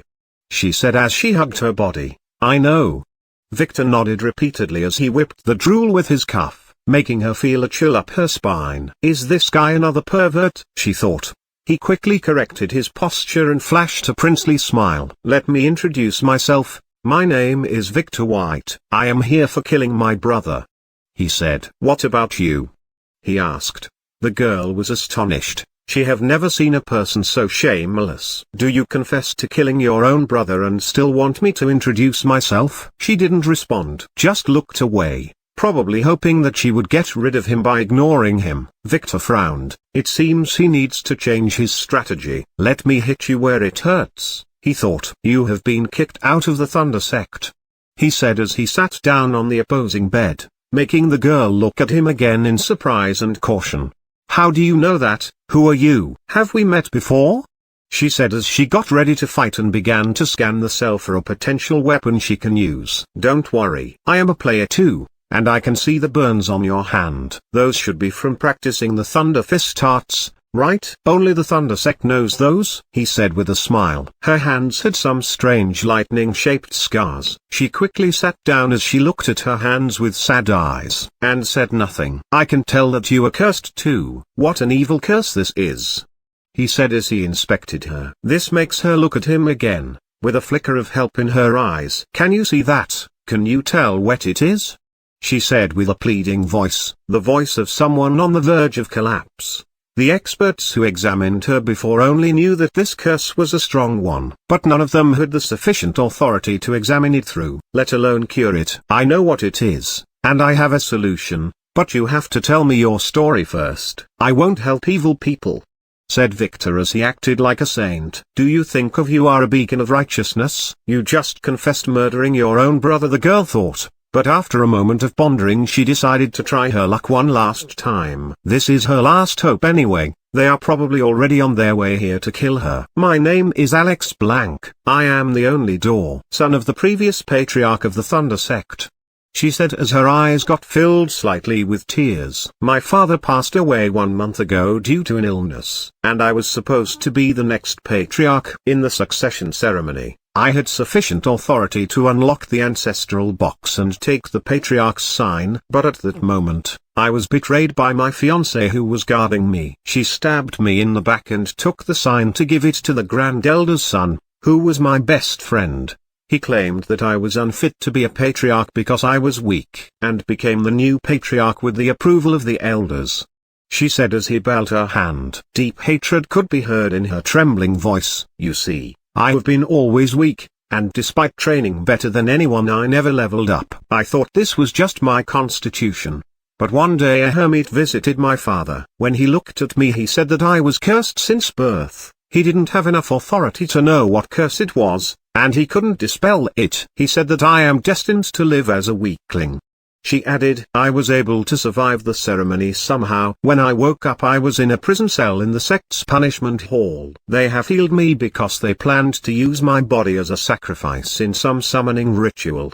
At that time, they have already killed everyone in my father fraction, including the maids and guards. She said as she wiped her tears. I had a chance to escape a few days ago. I played a lot in the sect as a child and I knew about some secret tunnels which I used to get into my father's study where I got some talismans. Then I escaped without looking back, like a coward. She said as she leaned on her knees, hiding her red eyes. Then why are you here? Asked Victor in a soft voice. When I arrived at Vane City yesterday, I encountered an acquaintance by chance. She was my former fiancée who came here to attend the elite academy. She wanted to arrest me as she was much stronger, but I used my last exploding ruin on her and killed her. She said as tears fell from her eyes. And that's when the police caught you? Asked Victor. Alex nodded. The sect would hear about her death and come for me. I would be dead by tomorrow night probably. That is my story. Can you help me now? She asked as she looked at him. He was her last hope. She had this strange feeling that he can be trusted, and she could feel that he was much stronger than her. The curse you have is called the Locker Curse. It stops you from leveling up. I can cure it. However, there would be a heavy price. He said flatly. I am ready to pay you any price you ask for. Just let me take my revenge. She said. She was not a fool, but she's that desperate. She would make a deal with the devil if he offered her one, let alone some insane young master. Dark signs have no bottom line. The world would always push them to the brink of collapse. I have a few questions to ask you first, he said. Please do ask. She said. First, what is the name of your mother, and where is she from? He asked. A science unknown ancestor can't be normal. Alex hesitated for a moment then answered. I don't know. My father never told me. She said. He said that he will tell me once I am old enough, she said as tears began to well in her eyes. Damn it, thought Victor. Her mother's side was probably the one behind the curse, as the Thunder sect was too weak for such things. The second question. When did you escape exactly? 4 days ago. At dawn. The guard was drunk, so I was able to grab the keys and escape the cell by chance. She answered while being proud of her wits. The last question. How did you get into Vane City? It was a coincidence. I sneaked into a delivery truck that had to stop near the sect, and Vane City was its last stop. I am Fook. That was what Victor thought. There are no coincidences in this world. This girl's being here was not by chance. He is sure now? She was the world's backlash against him for using the authority bug, as he used it right around sunset the same moment she got her chance to escape. The world has tied his fate to hers. He felt that connection the moment he passed her earlier in the corridor. So even if he left her now, fate would bring them back together, probably as enemies. If he took her in, the powers behind her mysterious mother would probably come to take his life with hers. She would survive of course and avenge him later. But he didn't want to die in the first place. As for the Thunder sect who would come looking for her, he didn't care. They were not a major power, just a third-ranked sect. They would never dare to touch him. He is dead either way. However, Victor likes to take his fate with his own hands. So his choice was clear. Become my slave. Not only will I remove your curse, but I will also help you with your revenge. I belong to the Von Wise family, he said, making her hesitate. She expected something like that. The Von Wise family was one of the strongest powers. But what if he was scamming her? How can I trust you? She asked, to be surprised by an ethereal scroll appearing in front of her eyes. Contract was written on its header. This is a system-binding contract. Do you know about those? He asked. Alex nodded as she read it. Her father had prepared her to be a patriarch in his position, so she learned many things. Contract 1. The first party would become the slave of the second party. 2. The second party would dispel the curse on the first party. 3. The second party would aid the first party in its revenge. The contract didn't require her to disclose her gender, so she thought that she had found a non-existing bug. She would keep her gender a secret till the day she dies, she thought. Hesitating a little, she bit her finger to bleed, then signed the contract with her blood. How savage, said Victor as he used a little surgical needle to puncture his index finger and signed his part 2. The contract shone in white light and disappeared in 2 parts going into Alex's and Victor's souls. "Now drink my blood," said Victor as he raised his bleeding thumb in front of Alex's face. "This is the first step in dispelling the curse. Be aware though, this will make you my slave," he said. Alex hesitated for a moment, then quickly licked his finger and swallowed, feeling the strange energy going through her body. Victor looked at her and smiled. This time there was no backlash, and no sane person would trust a stranger that fast. Fate is at play here, and dark scions were meant to suffer. Notice. Blood slave added 2/3. Victor nodded his head. He could feel his fate threads were wrapping hers. "No going back now. Now let me dispel your curse," he said as he operated the store and bought curse-dispelling talisman for 1,000 coins. "This will not work," said Alex in disappointment when she saw the talisman. "Isn't this the cheapest one?" she thought as she was losing hope. "I know what I am doing," said Victor as he marked the talisman with his blood, then put it on Alex's forehead. Attempting curse removal, required authority SS. 999,999. Sufficient authority found. Dispelling curse. Curse dispelled. A light shone from Alex's body as she heard the sound of a glass wall breaking. Then all the experiencing points the curse were hoarding flooded into her body. But everything suddenly stopped. She didn't level up. What happened? Was the curse lifted? She asked. "The curse was dispelled. But you cannot level up in the normal world. You must be inside an active dungeon. Check your stats screen to view your experience," said Victor as he used some alcohol to disinfect his finger, then put a bandage on it. Alex quickly remembered how the leveling works, and she quickly operated her screen. "What?" she screamed in surprise as she saw the astronomical number of points. Then she began to sob. The curse that haunted her and was the cause of her father's death was dispelled at last. Victor, who stood beside her, gently patted her head. He didn't intend to tell her that he knew her secret. "Just leave it for a good opportunity. Don't worry, every month many dungeons get discovered. So when one of them opens nearby, we would go check it," he said as he took the medical kit he was using and put it in Alex's hand. "Treat your finger, it looks nasty," he said, making Alex quickly take some cotton and clean the wound. With some embarrassment, "Wait for a second, where did he get those from?" "Now I have to sleep." "And you will act as my pillow," he said, interrupting her thoughts. "But I am a boy," she said in surprise. "I know, but I don't discriminate," he said as he invited her to his bed. Chapter 64. A letter. This chapter is updated by novels.pl. Akaki, sorry about the break. Had a really bad flu. Or maybe something else. I had to stay in bed for an entire week.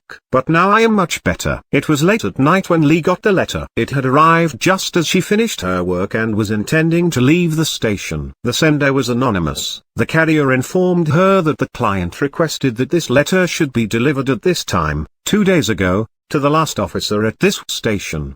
She frowned as she looked around her at the empty desks of her colleague who have already left. It was very late, but it was her habit to leave last. She would never leave unfinished work to the next day. And that hateful Victor's behavior didn't help with her work. He is probably enjoying a special time with that pretty boy right now, she thought. As a hard-working police officer, she couldn't hold back her curiosity toward the letter, so she sat down again to open the envelope and began to read what was written inside. Dear Officer, I will keep my identity a secret for reasons you will understand after reading my letter. There is a secret that I couldn't hold back. I am afraid for my life. They have already killed my boss, and I am afraid that I am next, so I made sure this letter would be delivered to you long after I left the country. My boss's name was Jacob Rice. He was the security manager at Horizon Media. Yesterday he was nervous about the appointment of a new CEO. He was afraid that he would be found out for embezzling a huge amount of money. At that time, when we were on the road, he was approached by a handsome man I have never seen before. They didn't let me hear their conversation, but when the man left, the boss called me over and let me help him in rigging the car the CEO was going to take in the morning. The car was rigged to break down then explode. But Victor, the new CEO, survived by a miracle and came to the company the next day. He began a thorough investigation into the company. The boss's sister, Miss Carla, the vice president, was slapped 100 times. She will have to see a dentist for the next few months. The boss was furious and decided to take revenge, so he went alone tonight to the place where Victor lives. He took explosives with him. Late at night, when I was heading to the boss's hiding place to ask about how did it go, I saw the man who talked to the boss the previous day leaving the hideout with a rolled drug. I had a bad feeling, so I followed him, making sure to stay hidden and not to take the same route. I saw him bury the boss's corpse in some grove while saying something like, "Your role is over now. It would be my end if they found me, so I am writing this letter for you, officer. Please catch the killer, and avenge my boss." I don't know what was that man's name, but he has very eye-catching purple hair. I included a hand-drawn map showing our hideout, and where my boss was buried. Lee looked at the papers in her hand with suspicion. This letter is very fishy, and only someone stupid would believe everything in it. But it had something to do with the case in her hand, so she had to investigate it. With that, Officer Lee decided to take a midnight trip to have a look at the places mentioned in this letter. Maybe it has the evidence she needs to convict Victor. It took her 3 hours to inspect all the locations mentioned in the letter. First the apartment building where the crime supposedly took place, and then the grove where the body was supposedly buried. And to her surprise, there was a body there. It was Jacob Rice. She quickly recognized him as he was one of the suspects in Victor's car crash she was investigating. It was the driver Leo who, after waking up in the hospital, confessed that his boss Jacob was the only one with access to the car, but after looking at the company's security tapes she found nothing, as they seemed to have conveniently malfunctioned that night. After calling for backup, she quickly headed back to the apartment building and began to look for evidence, but found nothing of value. She didn't give up. She left the building and began to scan the street for security cameras. There were quite a few of those. So as a diligent police officer, she quickly called the owners of those cameras in the middle of the night and made them bring her the footage under the threat of arrest for obstructing justice. It was near morning when she got all the recordings she asked for, and after some analysis, she quickly found the footage of Jacob entering the apartment building, and then an hour later the footage of a handsome man with a purple ponytail who entered then left a while later with the corpse. That guy was avoiding cameras on purpose, but Lee was able to find a clear shot of his face in a hidden camera that some pervert have installed under a vending machine. If there is someone she hated more than Nick, it was this guy. He was the master behind most of the organized crime in Vane City. She couldn't arrest him or even ask about him. Her father has warned her not to go near him. But that didn't stop her from investigating all his crimes, from drug and human trafficking to money laundering and murder. "I got you, at last, Titus White," she thought. She couldn't touch him before, but Nick's murder has something to do with him. It was probably a power struggle inside that White family. She didn't believe he would escape punishment this time. Titus Von Wise, a young man who had a long purple hair with a stylish ponytail, was sitting on his leather chair with a thick book in his hand when Baron entered and bowed respectfully without saying anything. Young Master Titus didn't like to be interrupted, and although he appeared to be an educated gentleman, Baron knew that he was a cruel, calculating animal. "You can stand up. All done?" Titus asked without raising his head after making Baron bow for 5 whole minutes. After waiting 3 seconds for an answer, he heard none. What happened? This time he raised his head to look at Baron, who was sweating like a pig. "Victor has some sheet luck. He has discovered a dungeon in the Cloudy Mountain and made all his interplayers, so I couldn't touch them. As for the explosives, we didn't find any in the mansion," Baron said. "Oh." Titus frowned. He planned to send Nick to the mansion that night to kill Victor. If he were to fail, he expected Victor to kill him in retaliation, and implicate himself, and that was what he believed had happened. It was a perfect plan. But he didn't expect Nick to die in a car explosion away from the mansion. Things had gone beyond his calculations, but not by much. He believed that the explosion was Victor's work, so he only needs to find the evidence or create one if needed. Forget about the girls, their role is secondary. The investigator was decided to be my uncle, so we will get a chance to find suitable evidence. Just sprinkle some black powder on Victor's clothes and leave it to my uncle to weave a story. "You got the clothes he wore that night?" he asked with a frown as if he would not accept a negative answer. Yes, young master, we have already got them, said Baron respectfully. What about the ring Nick bought at the auction? Did you find anything like that on his corpse? Titus asked again. We got all Nick's belongings, but they were not on the corpse. Victor made him strip and leave everything in the mansion. We already got them though, they didn't contain the ring we wanted. Are you sure that Nick got that ring? Maybe he left it somewhere else. His phone was placed in a drawer in a brothel. Baron said. Not really. We only got the report that he had purchased it in an auction 3 months ago. It doesn't matter. Get the clothes ready, then head to the airport to welcome my uncle. You were officially tasked with assisting him in the investigation. Yes, young master, said Baron as he left the room without daring to turn his back to his young master. Titus didn't care, just returned to his book. Everything was under his control, he thought as he heard his phone's ringing sound. He quickly answered after glancing at the caller's name with an evil smirk. Hi Linda, I was just thinking about you, he said while wondering what would Victor's face look like when he discovers that he was courting his fiancée. Chapter 65, The Questioning. This chapter is updated by novels.pl. Mason von Wise was not a handsome man, with small eyes and hooked nose and receding purple hair. He looked like some cartoon villain. But he didn't care. In fact, his looks helped him a lot in his job, as he was one of the elders of the Inquisition Hall. The Hall is responsible for punishing criminals in the family and purging spies. This time he has 2 missions, an official one by the family to investigate the murder of Nick von Wise, and an unofficial one by the head of his faction, convict Victor von Wise. When his airplane landed, Baron, who was waiting for him, ran quickly to his side. Master Mason, it's pleasure to meet you again. Would you like to go to the hotel, or shall we head to the police station? Victor has been under arrest there as per the Inquisition Hall's instructions, Baron said. Baron, you have grown fatter. Let's go to the station. I want to finish this mission early, then head to your brothel. I heard it has some nice products, said Mason as he kept walking toward the exit of the airport, only sparing Baron a slight nod. This can be considered a very generous gesture from him.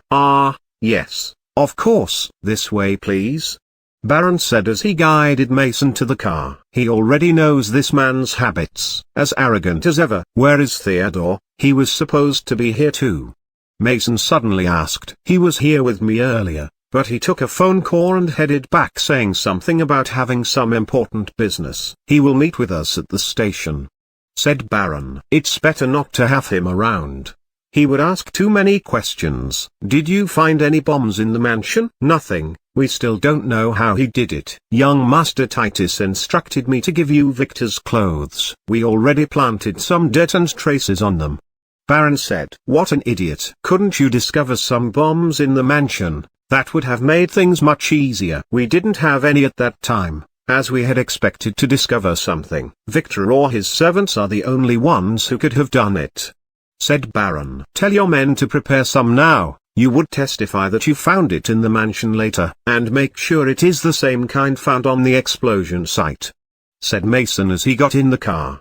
Certainly, but wouldn't that be too obvious, said Baron as he gestured one of his assistants over to instruct him to get some explosives. It doesn't matter. Theodore is already suspecting Victor. We only have to push him to give up on the boy, and he would be all ours, said Mason as he relaxed in the car.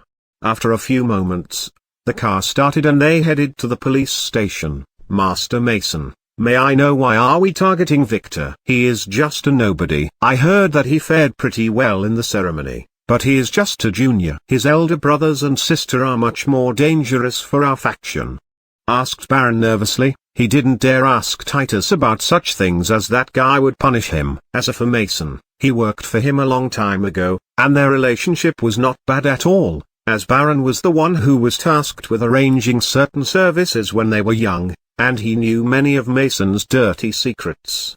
Titus didn't tell you? It's not really a secret. You know that the beach Linda Cross is Victor's fiancée, right? Yes. Young Master Titus has been dating her for a while now. He seemed to have truly charmed her, said Baron. Her mother has been dissatisfied with the engagement with Victor lately, So they approached my brother last year and proposed that Linda should marry Titus instead. My brother had no problem at all, but the patriarch didn't agree even after we blemished Victor's reputation. It seemed that he didn't want to upset the power balance in the family, so we had to resort to a more drastic solution. Before Linda and her family discover that Victor is not as useless as they predicted. But Linda is just a governor daughter, and her mother Amelia Cross didn't hold any position in the Von Braun family after marriage. Is it worth sacrificing an important pawn like Nick for such a purpose?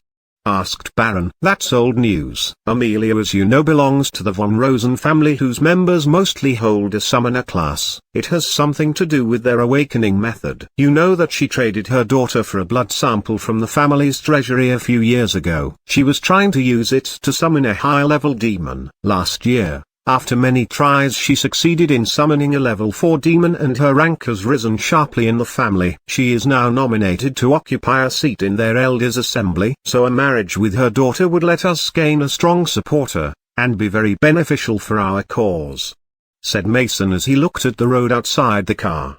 "Ah, thank you for enlightening me, Master Mason," said Baron as he began to formulate a plan to get close to the Governor Oliver Cross, Amelia's husband. A very straight and honest man. He has to find a way to lure him to his brothel and give him a good time, and maybe record some tapes that could be useful later. It was half an hour later when they reached the police station, where Theodore was waiting at the door with an expressionless face. "It's nice to see you again, Mason. I already arranged a room for us and Victor is waiting for us there," Theodore said, and turned around to enter the station without waiting for Mason's response. Most of the officers were given a vacation this morning, and those who stayed or had important work were ordered to keep to their own jobs and ignore anything else. So no one obstructed them as they entered the station. Mason and Baron were soon guided into an investigation room, where they were surprised by the sight of Victor, who was relaxing on a leather chair while a pretty boy was standing behind him massaging his shoulder. He didn't even look at them as they entered, just continued to rest with his eyes closed. Theodore glared at his son, then looked at Alex, who was doing his best, and shook his head. His son was getting more and more unruly. He couldn't understand why Victor insisted on taking this boy, Alex, with him. According to the police, he was captured after murdering some woman, and Theodore could already tell that he was a player. But why is his son so interested in him? Could it be that Victor swings that way too? That boy is very pretty though. His son assured him that the boy has signed a servitude contract with him, so he allowed Victor to keep him for now. He will question them later. There were more pressing matters to attend to now. "Victor, this is Elder Mason. He is responsible for the investigation. Answer any questions he has. Don't worry about anything else. Just tell the truth," said Theodore as he sat down on a nearby chair and gestured Mason to start his questioning without even giving him a chance to sit or introduce himself, as if he was some servant. Said Victor as he continued to relax. No one in the room knew if this was a greeting or it was just Victor's moaning because of the massage. He seemed to be really enjoying it. Mason frowned at Theodore, then ignored him and focused on Victor. "Let's wait and see if you can be this relaxed after I finish with you," he thought while seating himself. Baron could only stand behind his master respectfully while glaring at Victor. Although he had a high standing in the family and didn't care about a junior like Victor, at the end of the day, he was still a servant and couldn't act rudely toward him in public. Mason cleared his throat, and after glaring at Victor for a few more seconds, he realized that Victor did not intend to greet him or even look at him. So he began to question Victor without delay. If Theodore was not here, he would have strangled Victor for his rude behavior.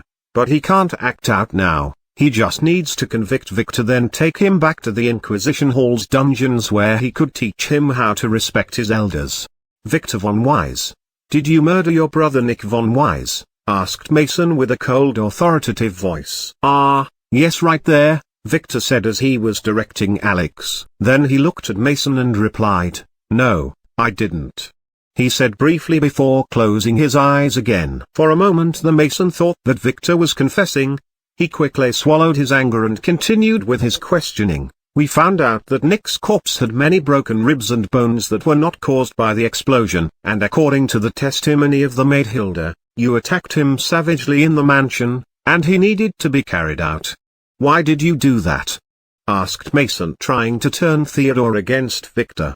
"He came with the intent of raping my maids, so I had to punish him. That is my right according to the family rules. I might have gone a little overboard, but I didn't kill him. He left the mansion alive and in one piece." "Ah," moaned Victor without opening his eyes, making Mason get angrier. "He has always been very arrogant. Who in the family would dare disrespect him like this? And what did he mean by not overboard?" "According to the autopsy, if Nick lived, he would be crawling on the ground for the rest of his life. We found traces of explosives on your clothes and found some hidden in your mansion. It is the same type used on the car," said Mason, deciding that he didn't like talking with Victor and wanting to finish things quickly. He can't wait to get his hands on him. Theodore frowned, then looked at Victor. He clearly knew that this was a setup. "Ah, those explosives are mine. I got them to have some fun. They have nothing to do with the car explosion. This is just circumstantial evidence. It proves nothing.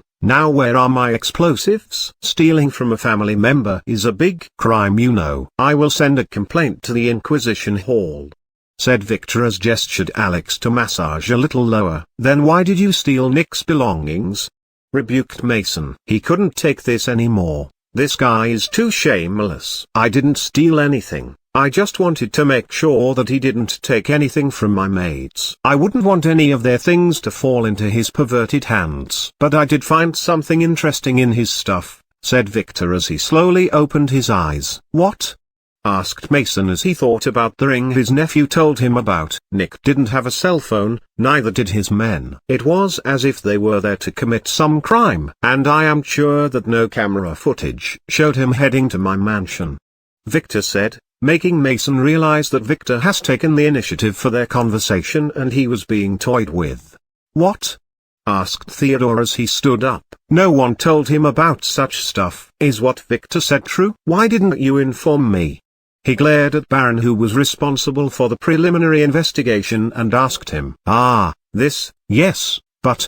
Baron stuttered, not knowing what to say. "Yes, but we found such information irrelevant, so we didn't need to inform you," said Mason. Then he looked at Victor. "Is that why you killed him? Although the explosives are not conclusive, it is enough for me to take you back to the island. The timing of the crime makes you the lone suspect. We have concluded that the explosives were planted at the mansion, as the car was checked there that night because Nick was spending the night at a VIP establishment, which was where he misplaced his phone," said Mason, offering an explanation for the missing phone. "Nick really did leave his phone at that brothel, but that was on purpose to hide his tracks. Don't worry, we will investigate this thoroughly, and if you are innocent you would be released," he added, as he thought that Victor was definitely the culprit, and finding a piece of evidence is just a matter of time. There is no perfect crime. Who else would kill Nick? And even if they didn't find evidence or Victor was truly innocent, when he gets released, he would not be in one piece, and a very important part would be missing by an accident. He would not be fit to marry anyone by then. "A little lower," Victor instructed Alex as he looked at Mason as if he was looking at an idiot. "But the murderer has already been found," he said. "What?" asked Mason, not understanding the meaning of Victor's words. "The murderer of my son was found this morning thanks to an anonymous tip," said Theodore. "Who was it?" said Mason as he looked around, wanting someone to answer him. He believed that this murderer was just a scapegoat. Victor looked at Mason, who fell into their trap, then at his father, who was smirking, and sighed. The role his father orchestrated for him in this play was over. He closed his eyes and continued to enjoy the massage. Alex, who was a martial artist, has trained her hand to the limits, and her massage skills were top-notch.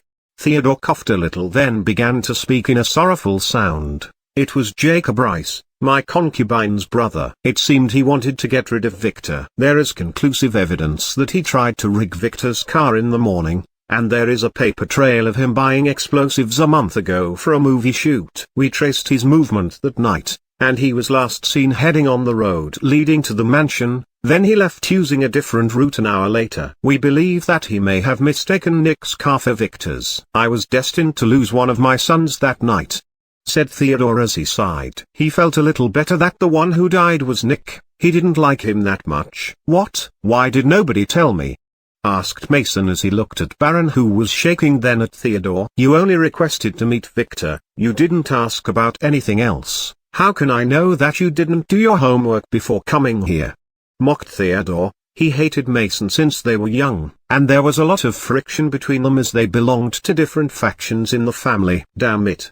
yelled Mason. He believed that this Jacob may be the true killer, as Theodore seemed really convinced, and would not cover for his son's murderer. But he has to find a hole in their logic or his brother would scold him. "I want to see that Jacob," said Mason while thinking of how he could convince him to testify that he did it on Victor's orders. "He is dead. The mastermind killed him to hide his tracks," said Theodore with some hatred in his words. "What mastermind?"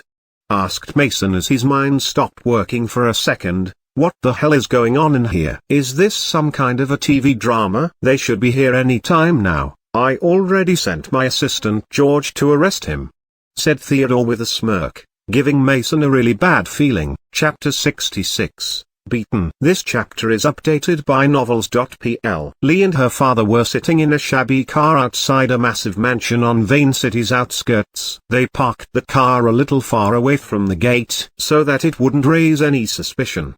Her father agreed to take her here to watch how they would deal with Titus after she begged him for an entire hour. They were looking at the fancy car parked in front of them as its door opened and an old man in a tidy butler uniform stepped out from it and headed to the mansion's iron gate in slow, elegant steps. "Is this the man that they sent to arrest Titus?" asked Lee. "Yes, his name is George. He is Master Theodore's assistant and a very dangerous man," answered Harold as he looked through the window. "Would he need any help? He is just an old man?" Lee asked as she felt the gun on her waist. Those men on the door did not appear to be the good type, and she wouldn't mind helping. "No, and you promised not to intervene. This is no longer our business. And that guy can kill an army by himself," Harold said as they watched George approach the gate and talk to the guard. The guard replied with something, nodding his head and then using the intercom in his hand to call his boss. After talking with someone for a few minutes, he nodded his head and then rudely pushed George using his muscular hand and shouted at him. They could barely hear what he yelled. "I told you, Master Titus has an important guest. He would not meet with you. He asked me to tell you to let your master come beg him himself. He might consider helping Victor then," the guard said arrogantly as he shooed George away. "They would not let him enter," said Lee. "Wait and see, but remember what I told you and keep whatever you see here a secret. This is not our business," her father sternly warned. He has worked with George before, and he knew about these things far better than her. He brought Lee here to educate her about the danger of upsetting those guys. George didn't move nor did he speak any further. He just shook his head with a look of sorrow in his eyes. It was as if he was looking at some dog sheet that he needed to be disposed of despite his disgust. The next moment, George raised his hand elegantly and snapped his fingers. The guards who were laughing arrogantly were suddenly lit on fire and began to scream in pain as red-hot flames surrounded them. It ended in a few seconds. Nothing was left of them after that. Just some ash that was carried away by the wind. The flames seemed alive and didn't seem to be interested in any other thing, just the guards and the gate which slowly bent out of shape. Lee gasped in shock as she watched George leisurely enter the mansion through the half-melted gate after dusting his expensive black silk jacket. "That was what I always warned you about," Harold said as he looked at his terrified daughter. "Those secret organizations I taught you about seem to have some kind of superpowers. Most of their subordinates have it. I saw one of them stop bullets by his hands once. That's why I forbade you from investigating them. They usually police themselves, and as long as there is no major incident, we look the other way," he added. "And what if they caused a major incident?" asked Lee in an unbelieving voice. If what her father said was true, that kind of power is not something anyone can do anything about. "We file a complaint to what they call the Joint Council. They fix their own problems," Harold said, making Lee astounded. "Do you still call yourself the police chief? Where do they come from? Are they aliens or something like that?" she asked. "No, just normal humans. And they have always existed in secret. I can't tell you a lot, but think of it as if they have some amazing secret that can make them super strong. he said. Lee wanted to ask more, but suddenly she heard the sound of a gunshot followed by what seemed like the sound of machine guns. There were some explosions too, probably grenades or rocket launchers. "Do they have an arsenal in there?" asked Lee with a shock. "Probably. You did a good job telling me about the evidence you found. If you or any of the police force entered there, you would be all dead right now," he said as he watched his daughter nod in approval. "When dealing with those guys, the best way is to find someone you trust with a higher ranking than the target, like an elder or a manager, and report your findings to them. Like how I reported your findings to Master Theodore. He promised to deal with everything. Those guys are very efficient in cleaning their own messes, as you can see," continued Harold, as the machine guns sounds were silenced one after another. For the next few minutes, they could hear the sound of a gunshot or an explosion every few moments, proving that George was still alive. "Wouldn't those guys destroy the world if one day they fought each other?" asked Lee, who began to believe her father after seeing the fire columns that rose from the mansion every now and then. "Don't worry. They existed for a long time, and they know what they are doing," Harold said, not realizing that his daughter has just predicted the future. It took another 10 minutes for George to leave the mansion whilst dragging some kind of a meat bag that had a purple ponytail. Titus was unrecognizable save for his ponytail. His cheeks were swelled like balloons. His puffed eyes had red circles around them, and his legs seemed to be bent the wrong way. He seemed to be in his underwear, but they couldn't tell for sure as he was covered with his blood. George just threw him into his black car's trunk like some slaughtered pig, then entered the car and drove away, heading to the station probably. Harold and Lee didn't know it, but Theodore has clearly instructed George that if Titus didn't peacefully comply, he should beat him up until he was barely alive, then bring him to the station. Theodore really believed that Titus was the one behind the murder, and even if he was innocent, Theodore didn't mind roughing him up a little, as Titus's father was his nemesis and belonged to the opposing faction in the family. He had a valid excuse to beat Titus up, and he wouldn't miss such a great chance. Lee couldn't believe her eyes. The man who committed all those crimes and atrocities, the man who arrogantly escaped justice an entire year, was beaten and dragged out just like that. She was considering joining one of those mysterious organizations. They are way more cooler and efficient than the police, she thought. Maybe she could seduce that Victor. He seemed to be an idiot and he was interested in her last night. If she could marry him, maybe he would grant her superpowers, or she would be able to utilize all of his family's power to the service of the law. If only a butler could bring down an entire army, what would their entire force be able to do? "Let's go," said Harold as he started the car, not realizing that his idiot daughter was weaving some crazy plan, and that she has begun to turn to the dark side. He wouldn't mind her marrying Victor though. That guy was filthy rich. He would probably be able to reign his daughter, and most importantly would guarantee him a good career. After all the cars left, a disheveled woman silently left the mansion while shaking. She just hid in the bath as she watched her boyfriend Titus get beaten like a punching bag. He only told that man, "How dare you?" and was slapped to the ground. She knew that Titus was a player like her, but that man was way beyond their level. So she just waited until he left and then ran away after barely putting something on. If anyone were around, they would recognize her as Linda Cross, the famous daughter of the current governor. She quickly got into a pink mini car that she parked away from their house and drove while using her pink gold phone to call someone for help. She didn't realize that she was being watched by more than one person in the shadows. Chapter 67, Massive Wealth. This chapter is updated by novels.pl. 30 minutes after Linda left, a thief wearing a black sneaking suit escaped the mansion with a smile on his face and a bloated black bag on his back. His name was Tom. Last night, while he was enjoying a special time with one of his girlfriends, the system suddenly presented him with a new critical mission.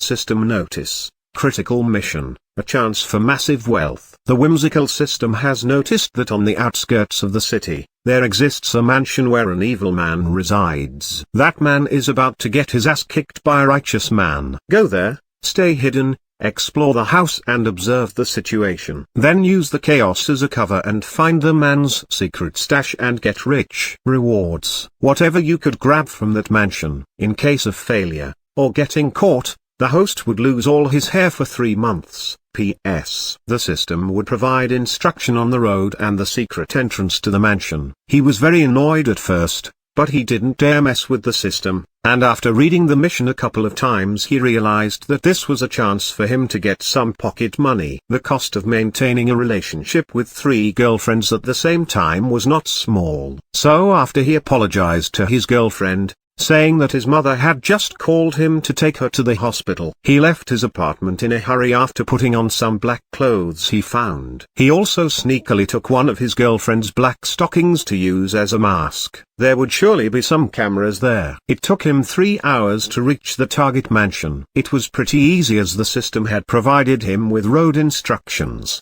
The guards on the gate didn't look like good people at all. They were gangsters with menacing tattoos on their arms and necks. They had big guns tucked in the pants of their expensive suits.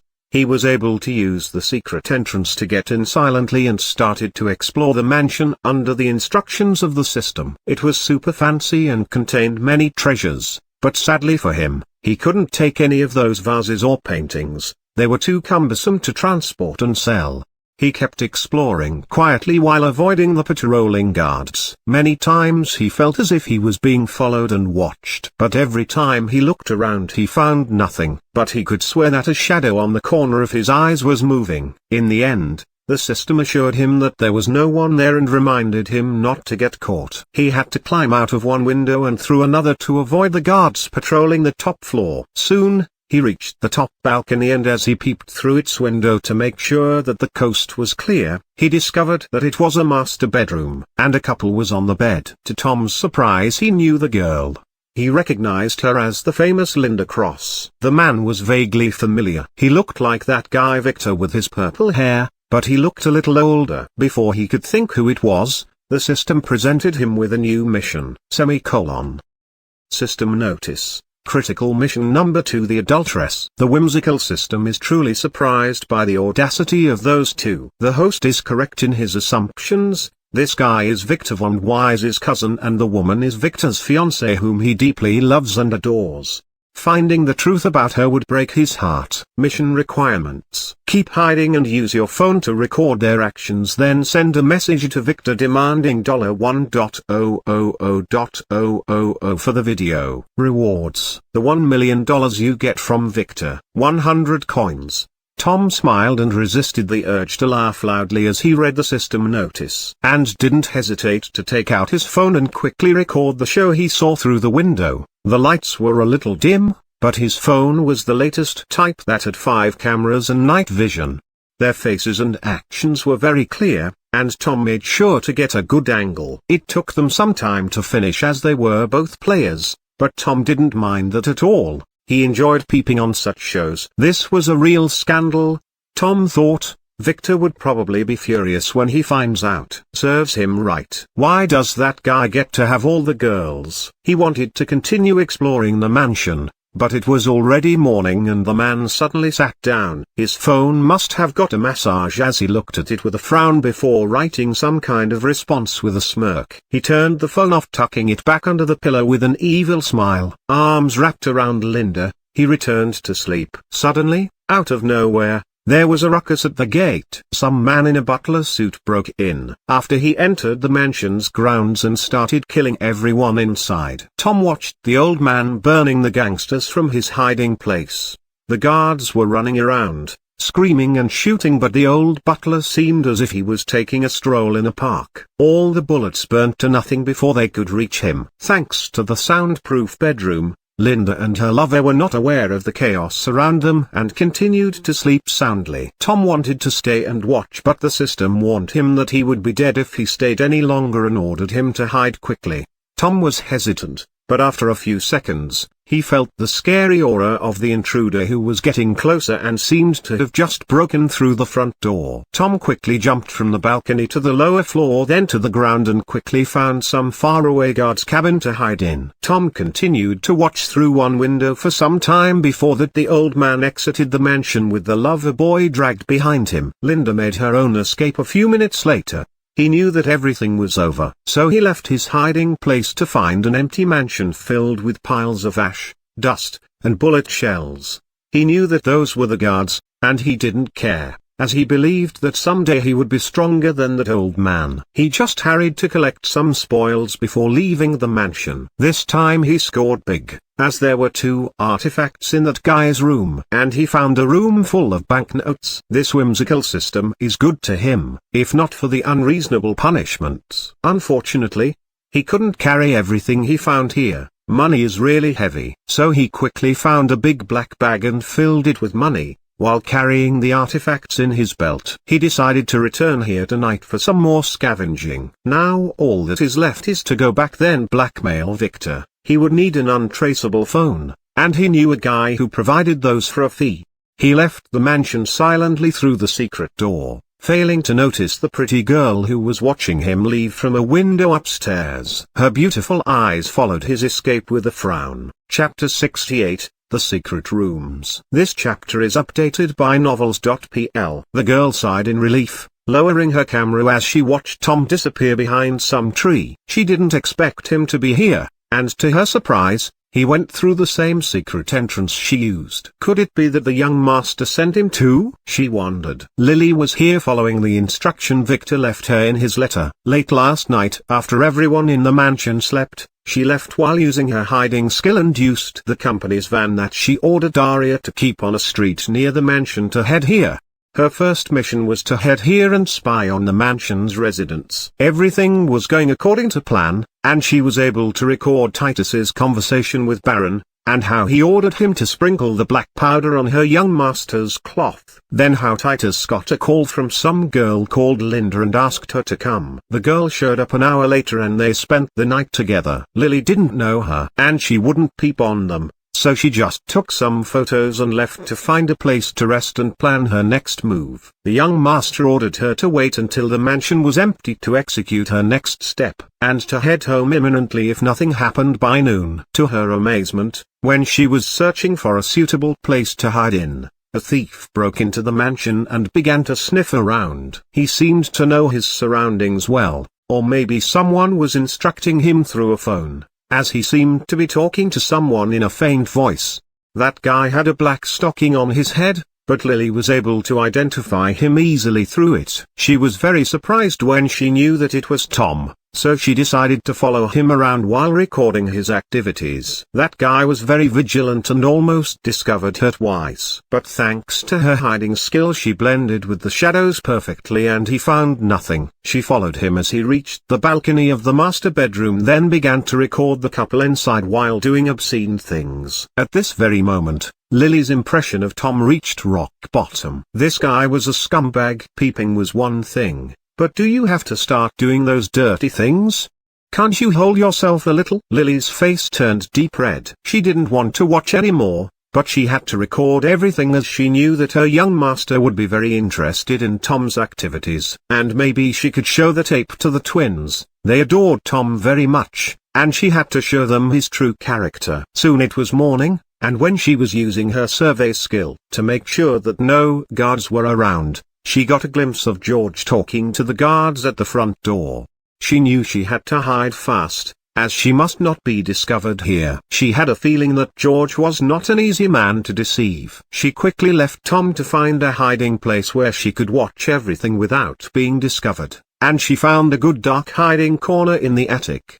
George was amazing, and Lily couldn't take her eyes off him as he made his way through the mansion's grounds. It only took him 15 minutes to eliminate all the guards. She watched carefully and took some photos as everyone left one by one. Tom was the last one. She quickly surveyed the mansion to make sure that it was empty. Then she got down and began to execute the second phase of her mission. She silently went to Titus's bedroom and began to search through the drawers one by one until she found his keychain hidden in a secret compartment. Her young master has instructed that she should search around for the keys first before heading to the basement, as it would make her job way too easier. George burnt all the guards into nothing, so searching for a complete unmelted key was not an easy feat. She carefully went to the basement while keeping vigilant. She was not sure that all the guards were dead. In the end, she found the spot in front of a normal brick wall. It should be here, she thought as she looked around to find the dirty switch her young master wrote her about. She quickly found her target. It looked like a normal rusted basement switch, but Lily knew that it had another function. She slowly switched it on and off in a specific pattern while wondering how the young master knew about this. After a few seconds,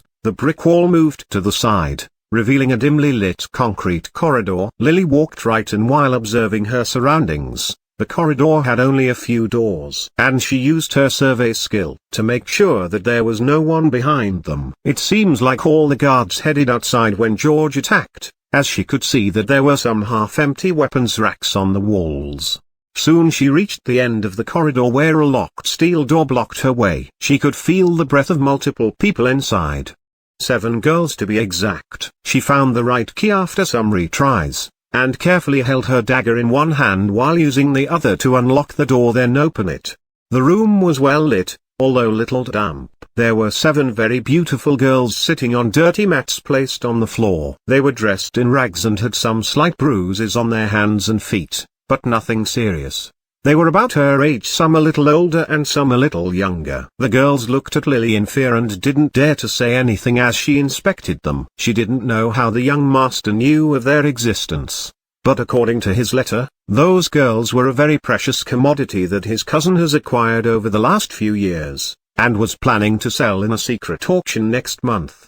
Those girls all had unique bloodlines. Every family has instructions for its agents to be on the lookout for such breeding material. Titus has kept those girls secret from the family as it would be much more profitable for him to sell them in an auction. And for that reason, they were kept virgins and were not marked with the family's tattoo. He couldn't do this auction every year, as it may alert his family, and it was not that easy finding such excellent merchandise. In fact, those girls were picked out after testing thousands of girls and it took him a long time, so he could only auction them on a 4-year cycle. This was supposed to be his first auction after inheriting the business from his father, who was promoted to serve at the family's elders' council. "I am here to get you out, and was instructed by my young master to give you a choice," Lily said blandly as she looked at them. "This mansion's master is being dragged to prison half dead right now, and the mansion is empty. You can escape on your own, or come with me and serve my young master. He will never treat you badly," she said. "However, if you chose to escape on your own, you would probably be captured before noon tomorrow and be sent to a worse place. Decide quickly," she added, then looked at the girls with some sympathy as she waited for their answer. She was once in a similar situation, but she was much younger at that time, and she barely remembers it. The girls were surprised by what she told them. They did hear the commotion outside and heard the guards shouting as they headed out, but they were very scared about escaping. The last time they tried, it didn't end well. They were captured really quickly. Even the one who reached the police station was promptly returned to the mansion where they were punished heavily by that evil guy with a ponytail. A girl that seemed older than the others slowly stood up and looked at Lily with challenging eyes. "All of us here were sold by our parents, so we don't have a place to go to. Can you guarantee that we would be treated better with your so-called young master? Trying our luck on the road may be better for us," she said with uncertainty in her voice. "I can't convince you, but all I can do is promise you that my young master is a good man, or he wouldn't offer you much choice in the first place. It would be very easy for me to bring you by force," she said as she struck the wall behind her, making a visible dent. The girls gasped and looked at each other. Even the girl who was talking to Lily was a little shaken. "Can you give us a moment?" the girl asked Lily, who nodded then left the room. "You have 15 minutes, she said as she headed to the next room and found its key. This room only contained a safe that had both a numbers dial and a key. She had its key. As for the combination, she would use her survey skill to help her unlock it. If she didn't find the keychain, she would have had to leave empty-handed after getting the girls. Thankfully, Titus didn't get the time to wear anything. She has seen how George dragged him out in his underwear. Lily quickly unlocked the safe, and to her surprise, it contained about 12 artifacts. Those were meant for the auction. There were some various materials too. She nodded as she left them for now and headed to search the other rooms. Unfortunately, those were mostly guarding dormitories, armories, a kitchen, and a security room. where she quickly destroyed the machines after taking all the tapes. Those may come in handy later. She quickly returned to the girls' room. They finished their discussion and seemed to have come to a decision. "We will come with you. But you have to promise me not to separate us," said the older one with some resolve. They have been here together for a long time, and they considered each other family. If they escaped or got captured, they were sure they would be sold out to some pervert. They have heard Titus speaking about them as breeding material. If they went and served that young master, they may get a chance to be together at the very least. And the way Lily had a sparkle in her eyes when she spoke about him didn't seem fake. Lily hesitated, as she didn't know what the young master wanted to do with them, but after looking at their pitiful appearance she decided to promise them. She would try her best to protect them and fulfill their wish, even if she had to be punished by her young master. "I promise," she said. "What is your name?" she asked the older one, as she seemed to be their leader. "We have long forgotten our old names. Just call me Beta." All of us here were given symbolic names, she said. Lily nodded, then gestured for them to follow her. "Go find some bags and 3 of you go carefully collect the valuable in the safe in that room. Meet us at the front door," she said as she took the other 4 to the armory, where she ordered another 3 to get all the weapons and transfer them slowly to the front door. She looked at her watch and sighed. It'd take 3 hours to get from her to the city and another 3 to get back, so she had time. Her young master had promised her in the letter that he would delay them as much as he can. Her last mission was to empty all the valuables and weapons in the mansion. Beta was very surprised by all the ashes and bullets that she could see on the floor as Lily led her through the mansion to the room where Tom discovered the money earlier. "Collect the money and in bags, then bring them to the front gate. Let the other girls help you while I go and get the van. And remember, the moment you agreed to my proposal you became one of us. If you betray the young master I would kill you myself," Lily warned while leaving. Beta, who was astonished by the money heaps, quickly came back to herself. True, if they had known all about the money in here, her sisters may have not agreed to Lily's conditions. They only needed to take the money and escape to a faraway place. But on second thought, people who can amass this much money are never that easy to deceive. And their last tried escape has really left a deep mark in their hearts after their eldest sister was brutally raped, then killed by Titus. The girls quickly collected everything and transported them one bag after another into the van. Lily brought to the front door. She didn't have to be wary of the security cameras after clearing the security room. And the street around her didn't have any surveillance. Titus made sure of that. He didn't want anyone observing his shady deals. 4 hours later, the van was full of treasure-filled bags, and trash bags bulging with money. The girls, who were now dressed in guard suits, had to sit on top of each other in the crowded van. Fortunately, the van windows were tinted as it was meant to drive celebrities, so Lily didn't fear being stopped by the police. "If anyone stopped us on the road, just say that we are a movie crew, and the bags are filled with props," she said while starting the van. "It's time to head back home." Hopefully, her young master was okay. Chapter 69, Never Disobey Grandma. This chapter is updated by novels.pl. Victor was really upset. He was using Alex's massage as a front to observe and command Tom while closing his eyes. He believed that this was just a normal reconnaissance, but he never expected Linda to cheat on him with a minor character like Titus. He didn't know about this in his previous life, as Linda was courting someone else in secret when he met her at school, as Titus was already eliminated. Back then, Victor was tasked by the family to investigate the mysterious auction that happened once every 4 years. Victor did his job perfectly, and on the night before the auction, he broke into Titus's mansion with a family force and arrested him. The mansion was entirely searched after that. Although Victor got some hefty rewards for his accomplishment, the girls and the treasures that were found in the basement were transported by the family to a secret location, and he never heard of them after that. But that accident didn't end there. His role in the investigation has angered many parties, including Linda and Titus's father, who held a high position in the family. There were others too, though, a much stronger force that guided Titus behind the scenes. Their pride would have never allowed such an insignificant person like him to interrupt their plans. So they all worked together to frame him and get him kicked out of the family a few years later. And if it were not for his idiot brother's suppression after that, they might have killed him. But they enjoyed watching him being humiliated. Now, he didn't fear them, but the opposite. He will kill them one after another, starting with little Titus. This time, he has sent Tom to that mansion just in case something went wrong. He was afraid that Lily might slip up or get into danger. And getting Tom there had many additional benefits, like increasing Tom's trust in the system and making Victor able to observe the situation.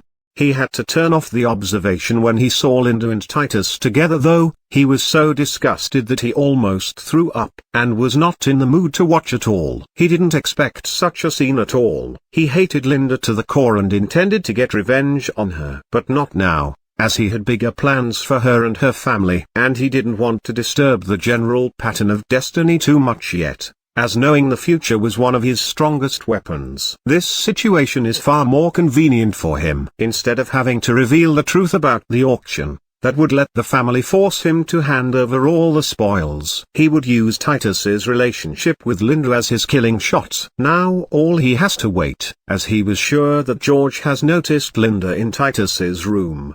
His father was leisurely sitting on his chair while browsing the Player's Digest website, the best player news website around. Though it had an expensive subscription fee, he seemed to be really enjoying his time. "Can I get my phone and other possessions back now? My innocence has already been proved?"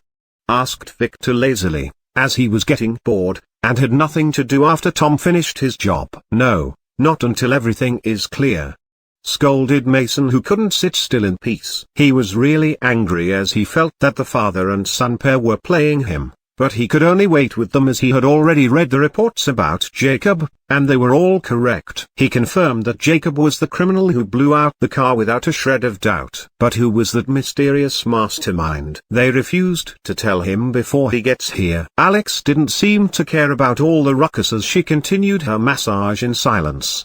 But in fact, she was both nervous and curious. That Mason guy didn't seem a good guy at all. If he convicted Victor, she may have to go back to jail and maybe warm Victor's prison bed for years to come. Victor has asked her to give him a shoulder massage, and it has already been an hour and she was getting tired, but she didn't dare complain. If Victor gave up on her and sent her back, her enemies would surely find her and she would not get a chance to revenge for her father after the lifting of her curse. Victor could feel her tired fists on his shoulders, but he didn't stop her. He was not sure, but from the information and journals he read in his previous life, he knew that dark signs were meant to be miserable in their life. Not too much though.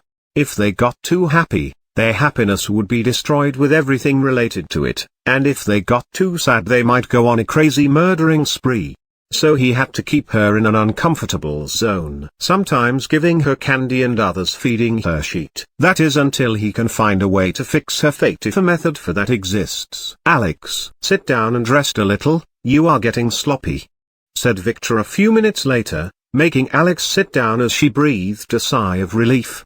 An hour later the door opened after a knock and George walked in slowly and saluted everyone respectfully. "Master, the mission is complete. Unfortunately, the suspect has resisted arrest, so I had to use little force. But don't worry, he is still alive. He is now resting in the next room," he said, making Theodore smile in satisfaction. He knew what kind of little force George used. "Let's see the mastermind you are claiming is behind all of this mess," said Mason impatiently as he left the room. Everyone quickly followed him, including Victor and Alex, who got curious after hearing their conversation. George approached Theodore as they walked and whispered something in his ear, making him frown a little then smile in satisfaction. Mason didn't see their little action. After entering the room, he stood there observing the blood-covered naked young man who sat on a cold metal chair. He had his hands tied and had a dirty rag gagging his mouth. He had disheveled purple hair and puffed eyes. He seemed a little familiar. Victor looked at him from the back and smirked. Name, Titus von Wise. Level, 37. Abnormal status, heavily injured, unable to utilize skills. Class, corrupt bard. Authority, 4. Strength, 25. Intelligence, 33. Agility, 50. Luck, 15. Charm. 25. Order. 13. Skills. Memories fabricator. S. Discouraging speech. C. Quick charm. C. Lower sword arts. F. The young man looked at Mason, pleading with his barely opened eyes. But Mason didn't know anybody with such a bloated face and broken nose. But after some inspections, he realized that this guy was his nephew Titus von Wise. Who did it? How dare you hit a directeur? Mason yelled as he turned to face George. How dare you hurt him, you? He wanted to add but was interrupted by Theodore. Your nephew has killed Jacob Rice to hide evidence about my son's Nick's murder. So I asked George to arrest him. George was acting on my command, so this was not against the family rules as Titus has resisted arrest. Right, George? Theodore asked for confirmation. Exactly, Master. Young Master Titus even demanded that you go there by yourself and beg him to come, George replied while shaking his head in sorrow as if Titus was a naughty child who got what he deserved. You heard that? Theodore said to Mason, who was busy removing the underwear that was blocking Titus's mouth. After that, he quickly fed him a high-quality red healing pill and cut the plastic cord binding his hands. Titus got better at a visible speed. He immediately pointed at George and began to sob. Uncle, they are framing me. That butler just got to the mansion and began killing everyone and beat me without saying anything. Titus said, confusing truth with lies. They were framing him for real. Do you have any proof? Mason faced Theodore and asked, only for George to hand him a phone playing the video of Titus's entire crime. Mason was unconvinced. It may be someone who looked like him, he said as he saw the footage of multiple different cameras. This was definitely his nephew. No, Master Mason, said George. Look here, some pervert has installed a camera on this street toilet. The police did an amazing job recovering this footage. Young Master Titus entered here after burying Jacob. You can clearly see that red birthmark on his butt. George added as he pointed to the phone then at the weeping Titus's naked butt. Can anyone fake that?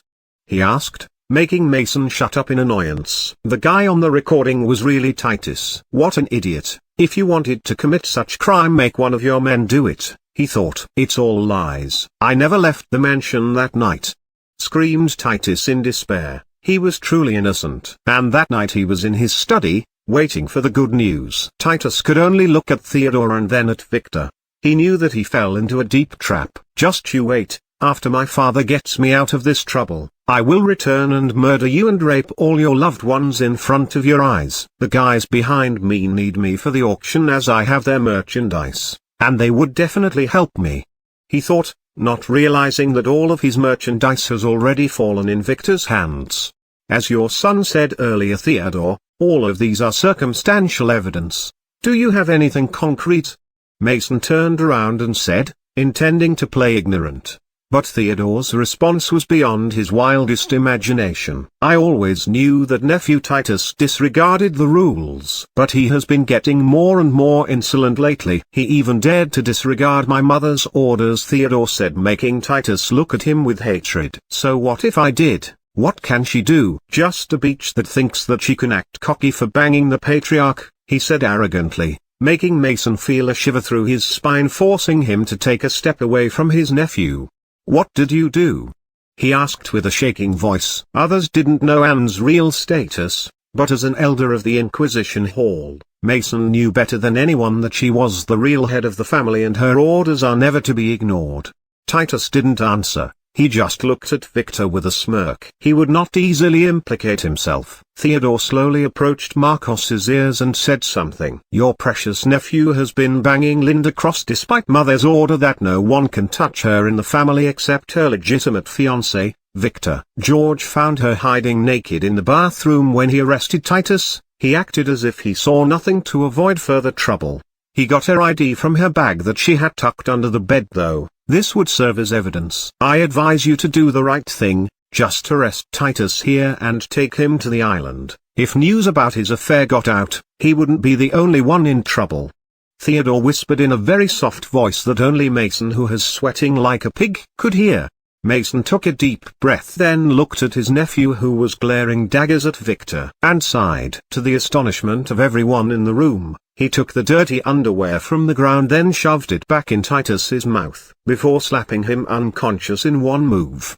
He didn't want him to utter any other stupid words. This has got too much out of hand, and this idiot boy couldn't do one thing right. I decided to continue this investigation on the island, so I will take my leave with the suspect now," he said while giving Theodore then Victor a threatening look. He will back for revenge, he thought. Unfortunately, his nephew's journey ends here. He would be lucky if he could keep his life. Mason didn't dare mess with Anne. That woman is very dangerous. In the family, breaking the rules would get you kicked out or killed. Offending Anne would make you wish you were dead. Mason slowly grabbed the unconscious Titus and dragged him out of the station to a fancy car, where he threw him to the back seat, then left while cursing in silence. Baron quickly followed in distress. He didn't care about Titus. He had to get back to the mansion to check on everything. If the auction was delayed because of this, he wouldn't be able to keep his head. Lee, who was watching from afar with her father, couldn't help but laugh loudly, and only stopped when Harold slapped the back of her head. Soon, Victor's stuff was returned to him by the station's captain with an apology, and with the help of his father, all the evidence on Alex's crime was lost somehow. So she became a free woman again. It was noon when they left the station to find Harold and Lee waiting for them at the door. "Congratulations," said Harold to Theodore, who nodded his head in satisfaction. "You did right this time, and Lee did an amazing job. I will make sure to get you a nice promotion," Theodore said as he looked at Harold and Lee with a warm smile. Lee didn't even look at Theodore but at Victor. She didn't notice earlier, but he looked very charming. She slowly skipped as approached him like a little girl in love. "Victor, about your proposal last night, I believe we can discuss it in detail over dinner," she said, making Victor feel electrified in shock. "Cheat. This stalker has set me as her love target. I shouldn't have teased her," he thought as he looked at Lee, then at his father, who was giving him a very dangerous look. Lee was in fact Theodore's daughter and Victor's half-sister, and that was the only reason why she could keep her silly head on top of her shoulders to this day. And her stepfather Harold got many promotions for this reason. It was Theodore who covered for them from the shadows. Theodore once loved Harold's wife and Lee's mother, Nicole. But that woman was too headstrong and refused to stay with Theodore after a night's stand, as she felt that it was a mistake and she was waiting for her loved one, Harold, who went to study in the police academy in another city and would return a week later. But to her surprise, she got pregnant. After giving birth, she told Theodore that Lee was his daughter. He confirmed that with a test. Theodore kept a good relationship with Nicole as they had similar tastes, and they agreed not to tell anyone about this secret and to take it to the grave, as Lee didn't have a pure bloodline. The truth was hidden, but the test files were left in the family's archive. "Sorry to disappoint you, Officer Lee, but I have turned to the other side," Victor said as he grabbed Alex and gave her a deep kiss on the mouth, making her freeze in shock, and making his father have the urge to strangle this shameful son of his. But he sighed in relief as he knew that this was Victor's method to get rid of Lee. "Oh," Lee said in surprise, not knowing what to say. This was the first time she confessed to someone and he turned out to be gay. Theodore quickly took the chance to escape. This daughter of his was a real pain in the ass. "We have some important business now. See you later, Harold," Theodore said as he dragged Victor, who in turn dragged Alex into the black car that George has already started. Lee looked at the speeding car in distress. What to do? "I wouldn't give up," she thought. She would turn Victor back and make him hers, she decided firmly. Victor, who sat on the back seat, slowly gave Alex's hand a hard pinch to get her out of her frozen state. "Don't think that I would really like you. I might do that if you were a girl, but you are not. And I am still straight. I was just using you as a shield to get rid of that girl," Victor said as he adjusted his clothes, making Alex snap out of her dreams and draw in her sorrows again. She promised her late father not to reveal her true gender. But would Victor really love her if she told him the truth? She wondered. "Let's go have lunch. I have some important things to tell you," Theodore said after clearing his throat. "Okay," said Victor as he messaged Lily that he was out of prison and would be having lunch with his father. She should not worry about him. Chapter 70. Luna. This chapter is updated by novels.pl. A small chapter. There would be a lot of info dump in the next chapter to prepare for the next arc. so prepare yourselves. And thanks you for the donations, they were really helpful. I went 20 minutes later. The car reached a luxurious restaurant. Its name was the Lover's Den, and despite what the name might suggest, it only offered food. Very delicious food. George quickly parked the car at the front door, then got out and opened the door for Theodore. "See, that's how you must act from now on," Victor said to Alex, who was busy opening the door at her side. She could only nod as she left the car and held the door for Victor respectfully. Victor stepped down and looked at the restaurant with a smile while shaking his head. He knew this place well. Even in his previous life, his father would use every chance to eat here. It was not busy now, but at night this place would be fully booked. "Follow me," Theodore said to Victor as they slowly entered the building, followed by George, who handed the keys to the parking valet, and Alex, who was looking around in astonishment. She lived all her life in an impoverished sect, so this was her first time entering such a lavish place. Although she was raised as a sectare,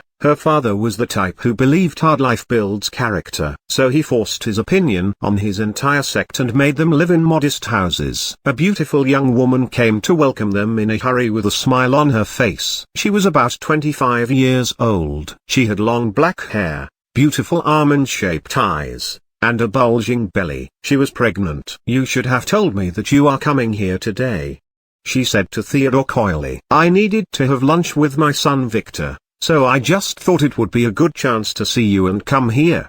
How are you and how is the baby?" he asked while scratching his head. "We are fine, but you should come to see us more," she said, then turned to Victor. "Ah, hello young Master Victor. I am your father's lover, call me Luna," she said with a friendly smile. "Ah, hello Miss Luna, just call me Victor. I hope you give birth soon so that my father can make you my fourth mother," Victor replied with a sincere smile, making Luna have a deep blush as she shyly nodded. This woman Luna Black was his father's lover. But not any lover, this one loves him for real, not for his money, and she has succeeded in capturing his arrogant heart. She met him when he was passing one day by her food-selling stall one day. She happened to be attacked by some thugs at that time, so Theodore quickly helped her like a true gentleman after seeing her beauty. Theodore expected the story to go, as usual, he saves the girl from the thugs, then she thanks him with a meal where he charms her with his money and they go to some hotel after that. But this time he turned from the hawk to the pigeon, as he was captured after eating the first bite of the barbecue she prepared for him. After finishing the dish, he quickly offered to build her a restaurant. Her food was the best thing he ever tasted. She was a little shocked, but she could tell from his expensive clothes that he must be very rich. So she asked him what he wanted in exchange, and she would never sell herself for money. He replied that he needed nothing. For the first time in Theodore's life, he felt that he must act like a real gentleman, especially after seeing her doubting eyes. After that, they met many times after agreeing to open a restaurant as a joint venture. Luna also slowly fell in love with this mysterious man, who after knowing that she was pregnant told her some truth about his family. She was really upset at first, but after looking at her lover's puppy eyes, she decided to forgive him. And they called their finished restaurant the Lover's Den, as it would be the place where they would meet when he was in town. That was how she told the story to Victor back then, and he had no way to verify its content. But he could clearly feel the love she had for his father. When he reached the island after the family massacre that time, when he found her, she was hugging Theodore as they lay dead on the ground with a bloody stone spear passing through both of their hearts. He could easily tell that she pointlessly used her body to shield his father. For that reason, Victor respected her, as she also was one of the few who helped him before and after he was kicked out of the family. Victor could only sigh as he remembered the past. This time, he will never let that tragedy happen again, and the culprit would pay a very heavy price. "Let's get some food. For now, I haven't tasted your cooking for some time," Theodore said to Luna with a smile. "Okay, just go to the first room. I will prepare this meal myself. I don't want my future stepson to have a bad impression on me," she said as she winked at Victor, then turned around and headed to the kitchen. "George, take the pretty boy and get him some food. I will have a private conversation with Victor," Theodore said as he headed upstairs. Victor turned to Alex and nodded, then quickly followed his father. "Let's go, kid. There are some things I have to ask you about, "And some things I have to teach you about being a good butler," George said as he asked one of the waiters to get him a nice private room.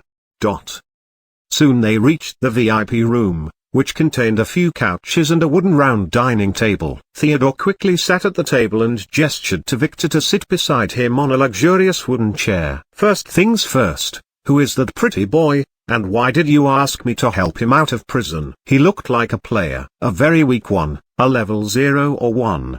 Theodore inquired as he looked at his son who was sitting down. "Ah, he is the son of the Thunder Sect's master. There seemed to have been a coup in that sect and his father was killed, so he ran away from there," Victor said as he monitored his father's reaction. As for his level, it was because he was cursed and couldn't level up despite conquering a dungeon. It just so happens that the system store had some kind of new curse dispelling talisman. It was offered at a discount, so I decided to try it on him after signing a contract. It stated that I would heal him and help him hide from his enemies if he accepted being my servant. The talisman worked and he has to follow me now," he explained. "I don't mind him being your servant, as his situation is similar to George's back then. He also was kicked out of his family for being an illegitimate child, and I took him in and protected him, then made him my butler. That caused our relationship with his family to turn sour though, and I lost the status of a future patriarch nominee, but it was completely worth it. George has saved my life no less than 10 times since then," said Theodore with a little smile. "I wanted to tell you about him because those guys from the Thunder Sect might have followed him here," Victor said. "The Thunder Sect is just a minor force. They have never held a council seat in their entire existence. Don't worry, if they come here I will deal with them as this is my city. But that's all I can do to help you. If you want to confront their sect you have to be a man and do it yourself," Theodore said as he nodded in satisfaction. Victor's actions were both brave and sneaky at the same time. He really fitted his taste. His son seemed to have been acting weak to protect himself before. Suddenly there was a faint knock on the door, and after asking for permission, Luna gracefully entered with a waiter who carried a tray full of very appealing dishes. "I prepared those dishes, especially for you two. I hope you enjoy all of them. Now I will take my leave. If you needed me I would be at my office," she said while winking at Theodore, and then quickly left the room with her assistant after arranging the dishes on the table. "Let's eat," said Theodore, who couldn't hide the anticipation in his voice. Victor nodded and began his meal with a smile. It was really delicious.